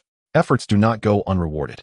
Chen Dong spotted a message from an individual claiming to possess intelligence regarding a golden-level supply crate, albeit requiring a trade of resources. ID 353345. I have information on a golden-level supply crate. Any big shots interested? Message me with an offer. The highest bidder shall prevail, honesty guaranteed. ID 343454. How do we know this is legitimate? You say it's true, but evidence is required. Anyone can make empty claims. Deceit leads to being blocked. This is an age-old scam. ID 563434. Exactly. At least share a picture or bring someone to verify. Otherwise, who would dare purchase your information? The discussion became quite animated. Despite the fervor, those willing to believe remained few. Sensing the need to bolster his credibility, ID 353345 quickly uploaded a photograph. The image depicted a vast warehouse, and through the glass windows, golden-hued supply crates were visible at its center, surrounded by circles of zombies. ID 353345. So, do you believe now? I merely seek to exchange coordinates for some resources, image attached. ID 32532. Indeed, that is a golden-level supply crate. I wonder what treasures it might yield. ID 787754. It certainly cannot be anything less than extraordinary. Just think of the barrier walls auctioned previously. At this stage, golden-level supplies are practically divine. ID 75234. So what? Do you possess resources to purchase information? ID 74567. It's once again the big shots vying for supremacy. As for me, I shall remain a humble spectator, barely scraping by. Chen Dong naturally found such resources to be of immense interest. Furthermore, he was among the few survivors capable of offering a high price. It was only at this moment that he could truly appreciate the grandeur of the former richest man in Huaxia, Wang Wanda. $1 billion, a modest goal. Chen Dong promptly messaged ID 353345. Brother, is the information still available? Resources are not an issue. ID 353345. I require a considerable amount of resources. Chen Dong raised an eyebrow. Are you questioning my capabilities? Chen Dong continued. I assure you, resources are not a concern. Identification 353345 responded. Then I would like 100 units of essential supplies. Water, rice, flour, biscuits will suffice. The price for this intelligence was indeed steep. It is crucial to understand that merely knowing the location of a gold-tier supply crate does not guarantee ownership. Previously, at the auction house, it was only the highest bidder who prevailed. Purchasing intelligence could very well lead to a situation where one ends up benefiting another instead. However, Chen Dong did not hesitate for long. All right, 100 units of essential supplies. Send me the coordinates, and I will verify them tomorrow. If they prove accurate, I will dispatch the supplies to you. Here are 10 units as a deposit. Identification 353345 numbly opened their backpack. Gazing at the 10 units of essential supplies sent by Chen Dong, they fell into contemplation. Perhaps the price was set a tad too low. It seemed that this generous offer had indeed yielded results, for Chen Dong encountered little resistance in acquiring the coordinates for the gold-tier supply crate. The survivor, identified as 353,345, quickly relayed the coordinates. Chen Dong glanced over the location. It was not particularly close to his villa, yet not too far either. Received. I will verify the coordinates tomorrow, and upon confirming the information's accuracy, I will promptly send you the subsequent remuneration. Identification 353345 replied, pleasure to cooperate. Chen Dong understood the importance of recuperating, to face the impending unknown dangers with a clear mind. Moreover, tomorrow promised the update of an infinite supply item, and he eagerly anticipated what he might draw and whether it would provide assistance. He summoned Xianqi and shared the details with her. After listening, she pondered briefly before responding. Chen Dong, I have a strong suspicion that this coordinate is likely a trap. There is no need to risk yourself. If the images sent by that individual are false or pertain to another location, venturing alone to the coordinates could lead to dire consequences. Chen Dong nodded in agreement. He, too, had considered this angle. In such a perilous world, one must not overestimate people's intentions. Yet, he articulated, Anshi, your concerns echo my own. Regardless of the coordinate's veracity, it is almost certain that someone will be watching me. Nevertheless, the allure of the gold-tier supply crate is simply too great. You are aware of its strategic significance, and it is worth the risk. Chapter 25. The mantis stalks the cicada. Caught in the act, Xianqi frowned, her worry palpable. But it is truly dangerous. I am very concerned for your safety. Chen Dong smiled reassuringly, grasping her hand. It will be fine. Should anything arise, I will retreat promptly. Moreover, in terms of combat prowess, I fear no one. Xianqi sighed. It is a pity I cannot offer much assistance. If only I had ample combat supplies and medical provisions, I would accompany you. Chen Dong smiled and said, you should stay at home for now. Set up the traps I provided and practice your accuracy with the crossbow. Once I gather enough combat supplies outside, you'll want to join me. And I want to let you stay behind. Xianqi reluctantly acquiesced. All right, I'll obediently stay at home. After a brief discussion about their plans for the following day, Chen Dong and Xianqi embarked on a shopping spree, striving to procure combat-related supplies, Molotov cocktails, crossbow bolts, iron spikes, and more, from the trading platform. The next morning, Chen Dong rose early and opened the system's email. His eyes widened at the sight of an infinite supply of gasoline, and he couldn't help but grin broadly. His greatest concern had been the insufficiency of combat supplies, but now that issue was resolved. With gasoline, he essentially had an endless supply of incendiary devices. Although igniting gasoline might pose some challenges compared to ready-made Molotov cocktails, the sheer volume made it worthwhile. With his enhanced physical abilities post-upgrade, he could easily toss a barrel of gasoline 30 meters away, igniting it amidst a horde of zombies, an inexhaustible resource. After acquiring the gasoline, Chen Dong felt a surge of confidence regarding his forthcoming endeavors. If he were to encounter a golden grade supply box, he was certain that, given sufficient time, he could dispatch a group of zombies far more effortlessly than before. Without hesitation, he set off. Bidding farewell to Xianqi, he swiftly located a bicycle and pedaled towards his destination. Chen Dong's physical prowess allowed him to run tirelessly for a day, provided he had adequate supplies. Once on the bicycle, he sped along, and given that it was a road bike, he could traverse an abandoned highway directly leading to the coordinates of the golden grade supply box. He rode with abandon, rivaling the professional cyclists of the previous world. Before long, he arrived near the designated coordinates. Though slightly out of breath, he quickly regained his composure. After stowing his bicycle in his backpack, he retrieved his binoculars and surveyed the warehouse he had previously glimpsed in photos. Indeed, it shimmered faintly with a golden hue. However, the incessant roars of zombies sent chills down his spine. It appeared that the coordinates provided by number 353345 were remarkably accurate. Chen Dong cautiously approached the warehouse, intent on securing the golden grade supply box and returning home. Yet, an unsettling feeling nagged at him, as if someone were tailing him. Increasing his pace, he darted past a large boulder and swiftly concealed himself behind a tree. As anticipated, no sooner had he hidden than he heard someone land after climbing over the boulder. Chen Dong produced a small mirror and, through its reflection, glimpsed the individual pursuing him, a woman of delicate features and petite stature. Yet, from her appearance, she fit the common description of a cute girl. This is indeed a favorite among those who admire youthful charm. Unfortunately, Chen Dong is not captivated by such slender figures. His heart is still devoted to the alluring beauty of Xianqi. Recalling his instinctive gaze as a man, Chen Dong coolly regarded the woman before him. He was unaware of which faction she belonged to, but it was evident that she harbored ill intentions towards him. Since you have shown no mercy, do not blame me for my ruthlessness. Seizing the moment when she was distracted, Chen Dong swiftly hurled 2 Molotov cocktails, which shattered near her. Instantly, the bottles erupted in flames, forcing the woman back against a pile of stones, encircled by fire. attempting to retreat through the rocks behind her. She discovered that Chen Dong had stealthily drenched them in gasoline and ignited them, trapping her once more in the fiery embrace.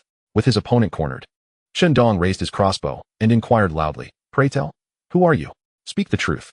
The woman, ensnared in the flames, wore a grim expression. She had never anticipated that Chen Dong would detect her stalking and execute a silent ambush. What flaw had betrayed her? Seeing her silence, he loosed an arrow. Startled, the woman pitifully exclaimed, 10086, I am 353,345. I was merely concerned you might lose your way, so I came to clarify. It's all a misunderstanding. Chen Dong rolled his eyes, impatiently retorting, do not feign innocence. Your modest assets hold no allure for me. Speak candidly, and I may spare your life. I keep my promises. The woman, identified as 353,345, gritted her teeth in frustration. She considered herself an adorable beauty. Yet Chen Dong had reduced her to a mere flat-chested girl in his eyes. However, the imminent threat shifted her thoughts away. Relenting, she confessed, I will speak freely. But you must promise not to harm me. Chen Dong, uninterested in further discourse, urged, hurry up, do not dawdle. 353,345 sighed internally, realizing that this 10086 was indeed devoid of compassion. Her attempts to gain trust through her appearance were futile. Reluctantly, she divulged, my name is Bai Shui, as you know. My number is 353345. I can provide you with coordinates, hoping you would clear a path or draw away the zombies, allowing me to reap the benefits. In truth, even without Bai Shui's admission, Chen Dong was already aware of her intentions. She was merely using him as bait to trap the unsuspecting. Alas, she had crossed paths with Chen Dong. With his abundant resources, he was fully capable of turning the tables. However, he remained perplexed by her audacity to track him alone. So, Bai Shui, I see your status indicates you are in a team. Where are your companions? Bai Shui raised her hands to her head, and, upon hearing the question, replied dejectedly, I wish to keep the spoils for myself, hence I did not inform my team. Chen Dong chose to accept this explanation for the time being. Subsequently, he faced the snow, gradually moving towards the warehouse. Upon witnessing Chen Dong's intention to depart, while she remained ensnared within the fiery circle, Bai Shui hurriedly called out, Hey, 10086, I've disclosed everything. Shouldn't you let me out now? Hey, Chen Dong did not halt his steps, responding loudly, I have promised to spare your life. And I have kept my word. I have not killed you. As for your ability to escape, that depends on your fortune, and it is no longer my concern. After uttering these words, he turned and sprinted away, leaving Bai Shui isolated amidst the flames. Frustrated, she tugged at her hair and yelled in the direction of Chen Dong. 10086, just you wait. Chen Dong, of course, heard her voice, yet he continued on, resolutely heading toward the warehouse housing the golden tier supply box. He had no intention of releasing a woman who sought to inflict harm upon him. Granting her a chance at survival was already an act of considerable mercy. In the case of another, one might have feared retaliation and taken a more lethal approach.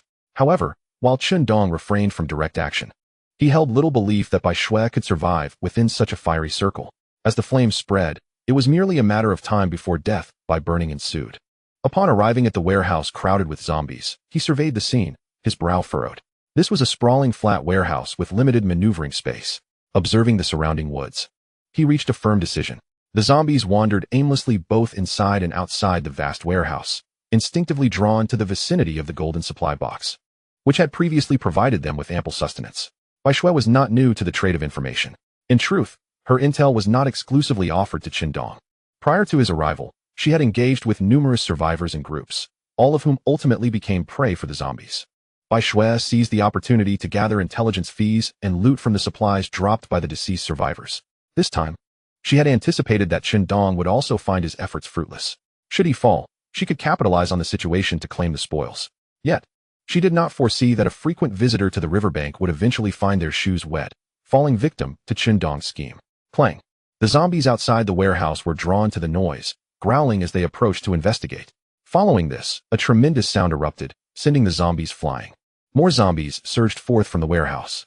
The resounding noise was the grenade Chen Dong had thrown to attract their attention. Subsequently, he forcefully hurled 2 gasoline canisters. Upon colliding with the zombie horde, the incendiary bottles bound to the gasoline exploded, igniting the canisters and rapidly transforming the area into a sea of flames. It was not that Chen Dong lacked the desire to use a firearm to ignite the gasoline. Rather, he did not possess complete confidence in his shooting skills at that moment. Thus, securing the incendiary bottles provided a more reliable means of ignition. As the horde of zombies was drawn en masse to the inferno, Chen Dong stealthily maneuvered around, slipping through the window at the rear of the warehouse. Although the majority remained outside, a considerable number of zombies lingered around the supply crates. Chen Dong's presence outside was merely a diversion. His true intention was to stealthily abscond with the supply crates. This was undoubtedly a perilous endeavor. Had he not procured gasoline today, this plan would have remained unfeasible. Upon entering the warehouse, the zombies within immediately detected him and charged forward. Unperturbed, Chen Dong retrieved a barrel of gasoline and unscrewed the cap. Clutching the barrel, he sprinted, allowing the zombies to pursue him closely. He poured the gasoline onto the floor, one barrel after another. Once the entire warehouse floor was soaked in gasoline, the outside zombies realized there was a living person inside. They began to retreat. Seizing the opportunity, Chen Dong discarded the gasoline barrel, drew out his machete, and rushed back toward the supply crates, effortlessly slicing through several zombies. He then touched the golden tier supply crate, barely glancing at its contents before stowing it in his backpack. Without delay, he leaped back through the window. It seemed the theft of the supply crate incited the zombies into a frenzy, hastening their pursuit. Observing the zombies racing toward him, Chen Dong produced a Molotov cocktail. Farewell. He hurled the cocktail into the warehouse. As flames erupted, igniting the gasoline-soaked floor, the entire warehouse quickly transformed into a massive furnace. At this juncture, the golden tier supply crate was firmly in his grasp. Chen Dong fled the warehouse with great speed. Before he could distance himself, the warehouse suddenly exploded, sending waves of heat in his direction. As he watched his experience points rise steadily, Chen Dong realized he might have the opportunity to level up. Gained experience 1. Gained experience 1. Gained experience 1. Congratulations, survivor. You have leveled up. Keep up the good work. Level 500, strength 20, agility 12, stamina normal. To his surprise, all 5 points were allocated to his previously lacking agility. Following the enhancement, Chen Dong felt as if his reflexes had sharpened to the point where he could swat a mosquito in an instant. Yet, the experience continued to accumulate. Gained experience 1. Gained experience 1. Gained experience 1. Excellent, excellent. Chen Dong contentedly retracted his personal information panel. He then retrieved the golden tier supply crate he had bravely acquired. Eager to discover the treasures it might hold, Chen Dong gazed at the golden grade supply box, distinctly different from the bronze and silver grade counterparts, and gently caressed its surface.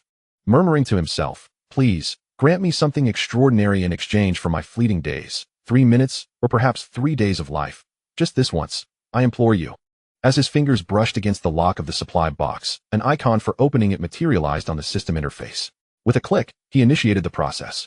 Despite having opened numerous supply boxes before, the prospect of unveiling a golden grade one filled him with a blend of excitement and trepidation. In that fleeting moment of anticipation, he shut his eyes, fervently repeating, "Deliver, deliver." After what felt like an eternity, approximately half a minute later, Chen Dong slowly opened his eyes and clicked to receive the contents of the supply box. Successfully opened golden grade supply box. Acquired gasoline generator X1. Acquired exquisite bread X50. Acquired purified water X99. Acquired dilapidated Jetta X1. Chen Dong was left astounded. He had not anticipated that a golden grade supply box would yield a gasoline generator. Even more thrilling was the inclusion of a car. With a rush of exhilaration, he extracted the vehicle from his backpack, opened the fuel cap, and filled it with gasoline. Settling into the driver's seat, he adjusted his posture, delighting in the feel of the steering wheel. It was worth noting that he was quite the adept driver.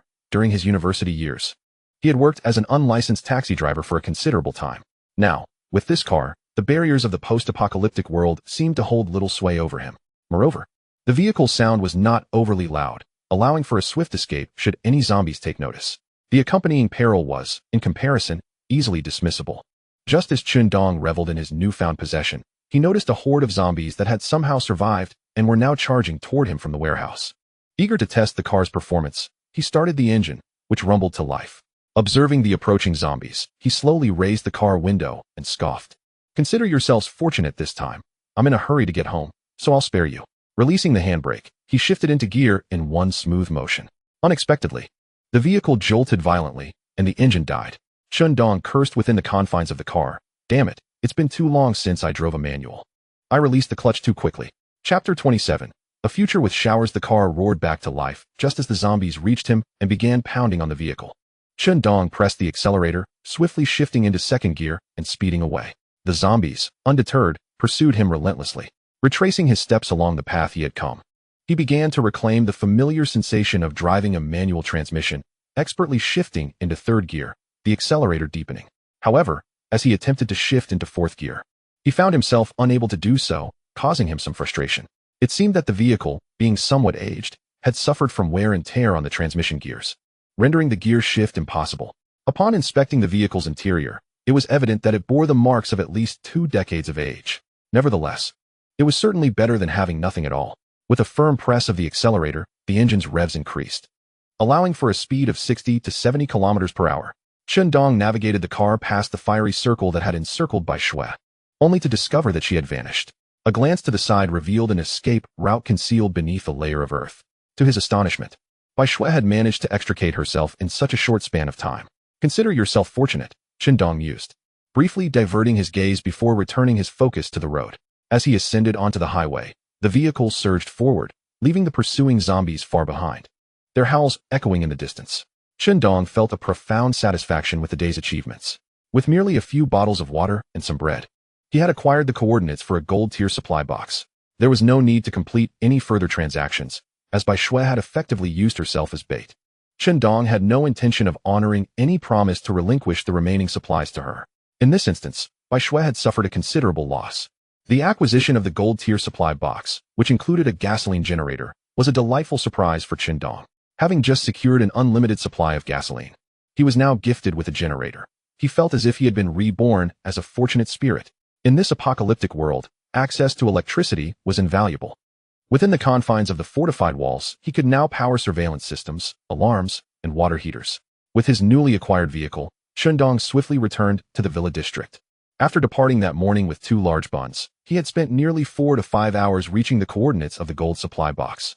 The return journey took less than 2 hours. Upon arriving at the fortified walls, he gently honked the horn.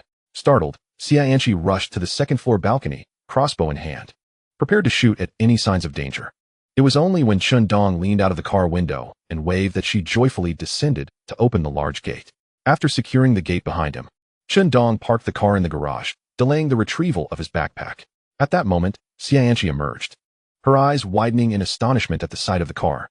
Heavens, Chen Dong, how on earth did you manage to acquire a vehicle during your outing? Let me think. You must have obtained the gold-tier supply box and driven it out, am I right? Chen Dong laughed heartily, taking her by the hand and leading her to the vehicle. So what do you think? Do you like it? With this car, our excursions will be much more convenient. Xianqi nodded excitedly. Of course I love it. Having this car will make gathering supplies significantly easier. More importantly, I can accompany you on these expeditions. One of us can drive while the other hunts. Chen Dong promptly awarded her 300 experience points. As I examined the personal panel of Xianqi, it was evident that she had indeed achieved an upgrade. Identification number, 9527 level, 40400, strength, 10 agility, 15 stamina, abundant. From the panel statistics, it was clear that Xianqi's physical fitness was quite commendable. Chen Dong felt reassured to take her along to gather supplies.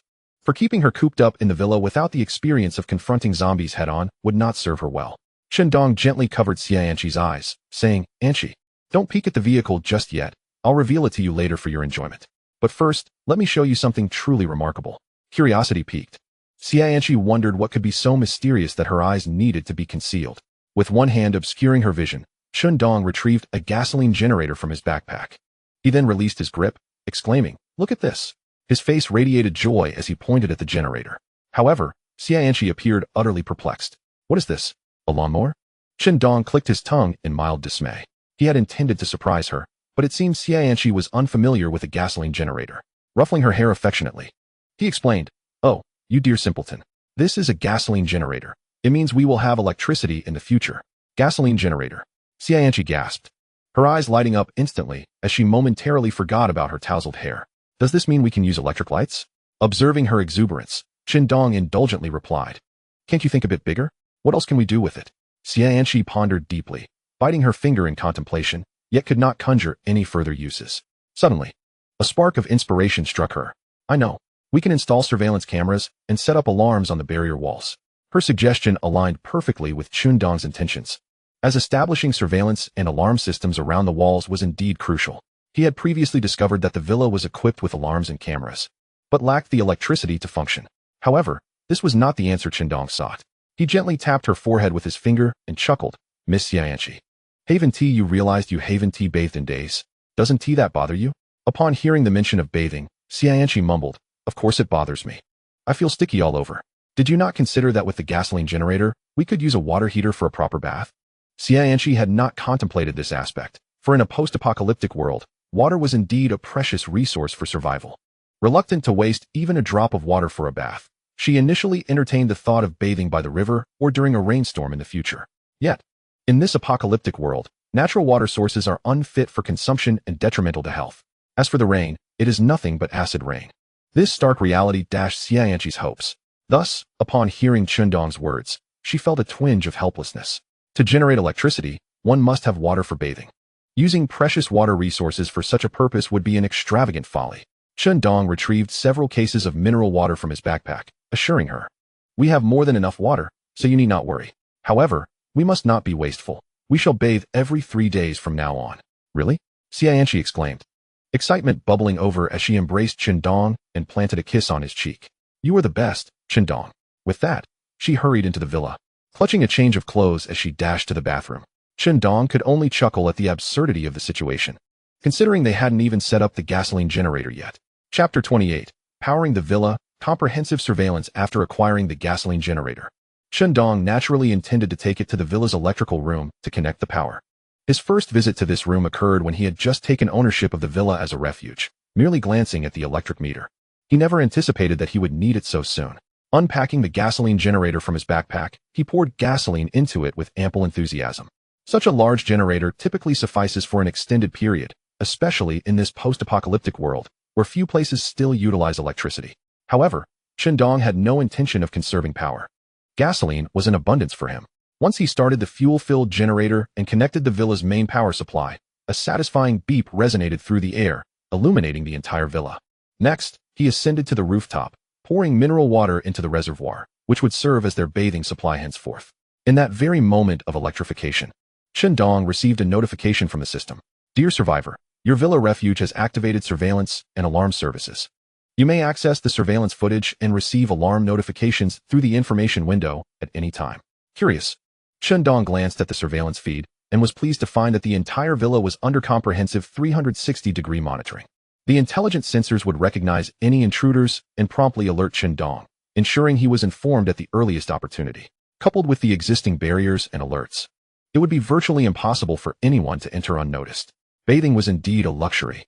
After completing all his tasks, Chen Dong eagerly sank into a soothing bath, allowing the warm water to envelop him.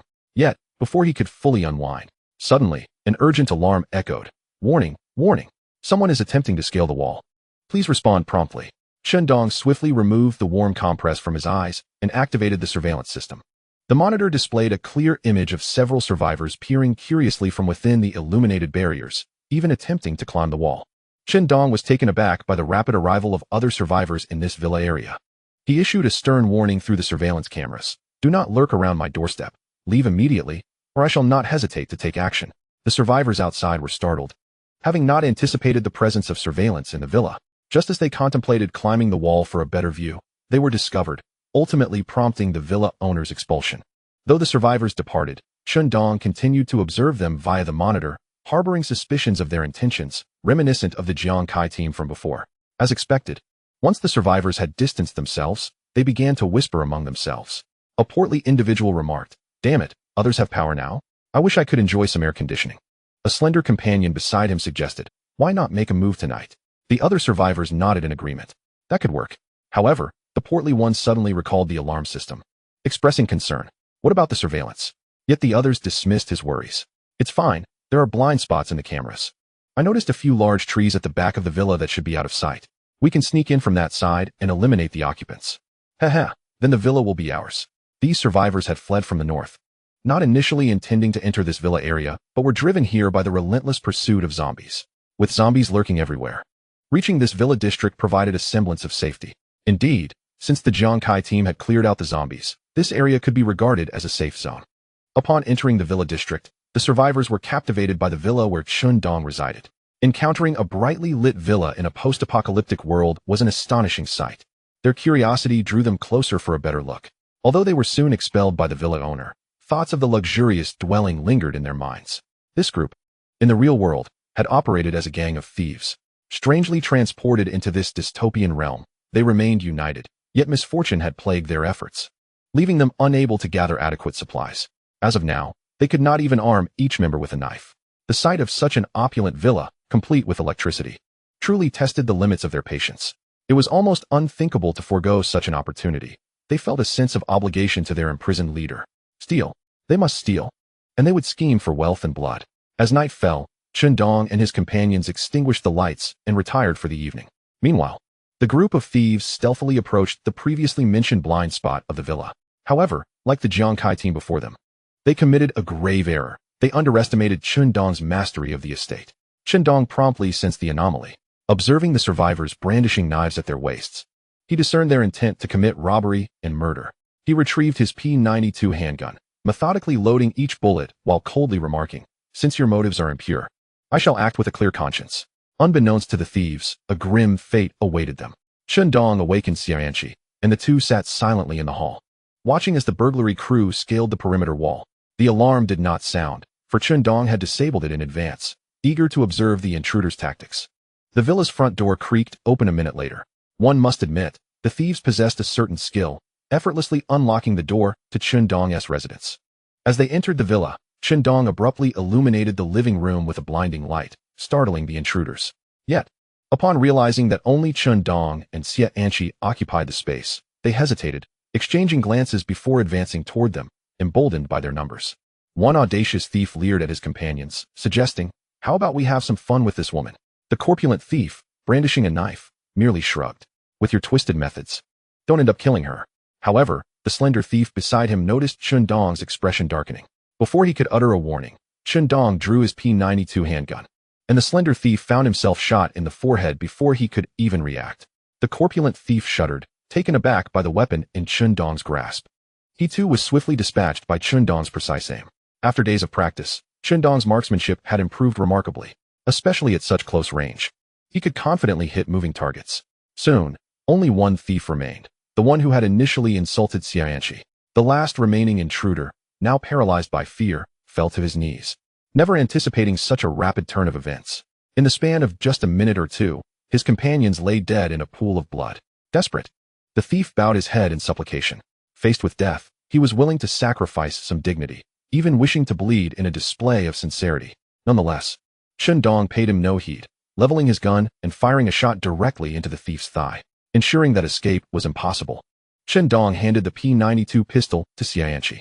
She understood his intent. It was time for her to take action and witness bloodshed. In a world teetering on the brink of annihilation, one must be ruthless to survive. Chen Dong furrowed his brow and cautioned, "Anqi, do not feel pity for them. They are armed and clearly intent on robbery and murder. Such individuals deserve no hesitation in their demise. Consider what they spoke of in my absence. What do you think the consequences would be?" Xianqi was acutely aware. Without Chen Dong, the night would hold horrors far worse than death. Taking a deep breath, she slowly raised the pistol, yet the reality of taking a life was daunting. After all, it was a matter of human existence. Few, aside from the deranged, could remain unperturbed. Chen Dong sighed quietly. It seemed he needed to give her a gentle push to help her overcome this psychological barrier. Only by conquering this hurdle could she truly earn her place in this apocalyptic world. Standing behind her, he grasped her trembling hands and aimed at the surviving thief. His broad frame provided a sense of security. Leaning close, he whispered in her ear, "Do not be afraid. I am always here." The kneeling thief, gazing at the dark muzzle pointed at him, felt a surge of despair. His fierce will to survive compelled him to endure the agony of his gunshot wound. Limping toward the villa's entrance in a desperate bid for escape, Chen Dong pressed down on Xianqi's finger resting on the trigger. A muted gunshot rang out, striking true at the back of the thief's head. The tremendous force shattered his skull, sending a gruesome spray of brain matter and blood in all directions. Xianqi dropped the pistol and rushed to the villa's restroom, retching uncontrollably. In truth, Chen Dong felt a wave of nausea himself. Though not his first kill, it was the first time he had witnessed such a visceral and bloody scene. He worried for Xianqi, concerned she might bear psychological scars from the experience.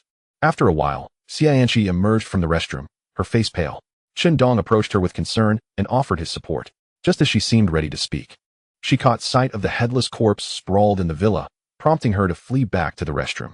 Chen Dong, feeling helpless, resolved to clean the villa and ensure Xianqi could rest in her room. Whether she could overcome her mental barrier was now solely in her hands. Chen Dong sensed that Xianqi had changed throughout the day. He did not know how she would conquer her psychological struggles, but he soon attempted to take her into the zombie-infested area to scavenge for supplies. Faced with the undead, Xianxi no longer exhibited the fear she had at the outset. Instead, she calmly readied her crossbow and dispatched the zombies with precision. Whoosh, whoosh, whoosh. The zombie before Xianxi was struck by a crossbow bolt, collapsing to the ground. Well done, Enchi. You've been increasingly accurate these past few days. Chen Dong remarked with a smile after dispatching the zombie beside her. Xianxi beamed at the praise, pleased to not be a burden to Chen Dong. I've been diligently practicing, you know.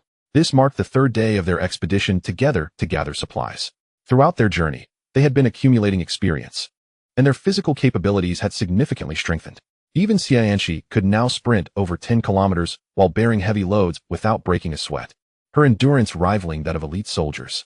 After eliminating a group of intruders in a villa, they decided to alter their original plan. With the survivors' levels and resources improving, the entire city began to connect. Survivors started to arrive in their villa district gradually. Some approached with caution, settling in neighboring villas, while others, like the audacious Jiang Kai and the bandits, harbored nefarious intentions. Ultimately, they were all gunned down by Chen Dong and displayed in the public flowerbed of the villa district as a warning to others. From that point on, the newcomers understood Chen Dong's prowess and refrained from provoking him. However, with an increasing influx of survivors, it was possible that formidable survivor groups would soon arrive. If they did not prepare for the future by enhancing their levels and stockpiling supplies, it would be nearly impossible for Chen Dong and his companions to defend their villa with only a P-92 pistol and an infinite supply of gasoline. They couldn't possibly douse their own walls in gasoline and trap themselves. Otherwise, they would perish in the flames without needing an adversary to intervene. In a world plagued by scarcity, their refuge was situated in a prominently visible villa district, preventing them from hoarding supplies like cautious squirrels. Thus, Chen Dong and Xianxi resolved to actively drive to more distant zombie hordes, seeking to gather supplies and elevate their levels. During their ascent, Chen Dong noticed that after reaching level 5, the improvement in physical attributes diminished significantly. Previously, each level gained brought substantial enhancements. It was understandable, though. Had they continued at that pace, by the time they reached the teens, their physical prowess would likely be sufficient to confront zombies head-on. Unbeknownst to them, both had already leveled up several times. Chen Dong was on the brink of level 10, a milestone that promised physical reinforcement and a transformative experience. According to the system's description, he felt a surge of anticipation. At that moment, he had already attained the physical capabilities akin to a special forces operative. If he were to undergo another enhancement, would he not reach the pinnacle of human physicality? Determined, he planned to level up to 10 today and discover the extent of his enhancement, hoping it would not disappoint him. Positioned at a zombie congregation point far from the villa district, there were ample zombies available for them to farm experience. Had it been the pre-gasoline Chen Dong, confronted with such a multitude of zombies, he would have fled without a backward glance. Yet now, equipped with a vehicle and gasoline to concoct incendiary bottles, Chen Dong eagerly welcomed the challenge. While seated in the car replenishing his stamina, he confided in Xianxi about his ambition to ascend to the 10th level today. Anchi, I have just reached level 9, and I intend to push through to level 10 today to observe any changes in my physique. In Chapter 30, Setting Zombies Ablaze. Ascending to level 10, Xianxi wiped the crumbs from her lips and nodded enthusiastically. That sounds splendid. It's indeed a fortuitous opportunity. Moreover, our journey here has not been easy. It took us over 2 hours of driving. We should seize this chance to accumulate experience and level up. Chen Dong nodded in agreement, reloading his handgun as he spoke. Then it's settled. You'll drive while I handle the zombies. Xianxi responded affirmatively, then inquired, do you have a battle plan? After a moment's contemplation, Chen Dong replied, here's my strategy. Do you see that patch of grass ahead? We will first douse it with gasoline, then drive up to the zombies.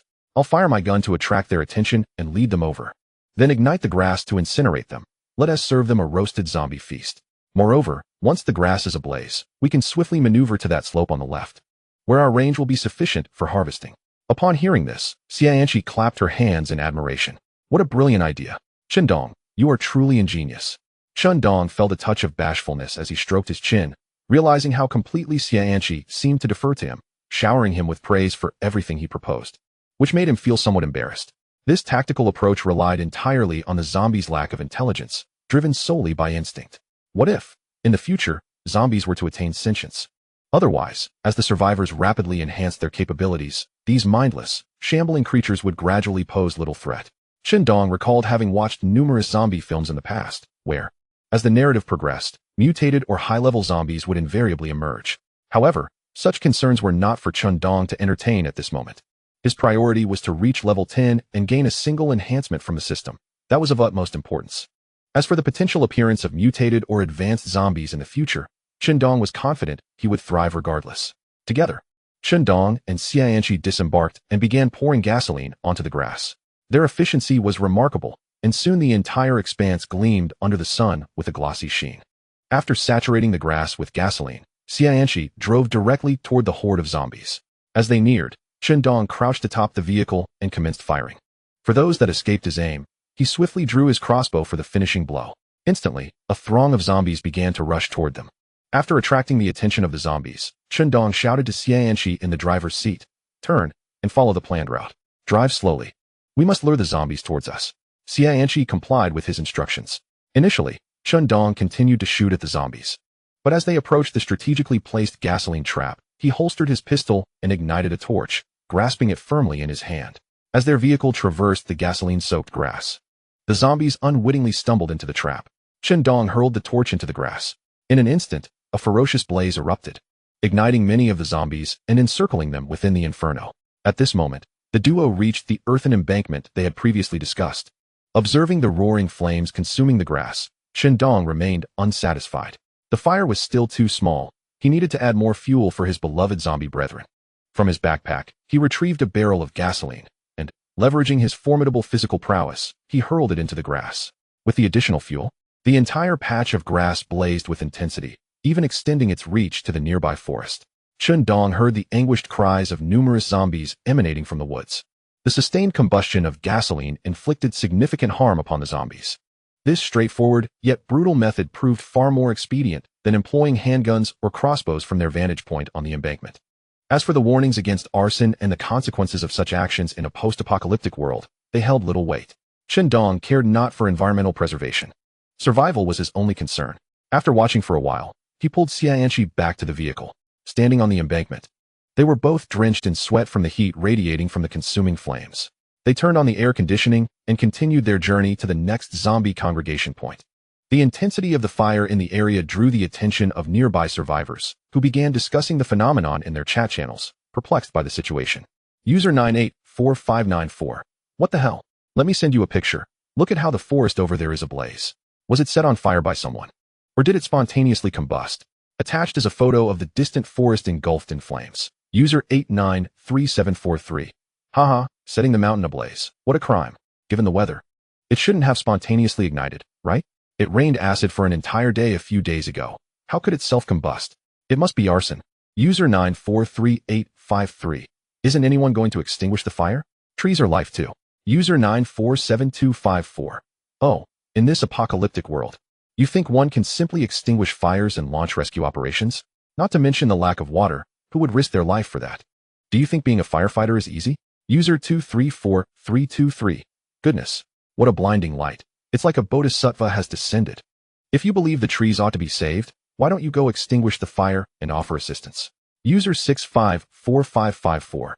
It truly is a manifestation of a bodhisattva. User 984594. Send your coordinates so this bodhisattva can save the souls. Many survivors found such absurd remarks to be utterly baffling. In this world, some still clung to the notion of firefighting and disaster relief. How had they managed to survive this long? Fortunately, Chen Dong was preoccupied with driving and had no time to glance at the chat channel. Otherwise, he would undoubtedly have revealed that he was the one who started the fire. It would be intriguing to see how survivor number 984594 would confront him. As Chen Dong navigated the road, he attentively listened to the system notifications.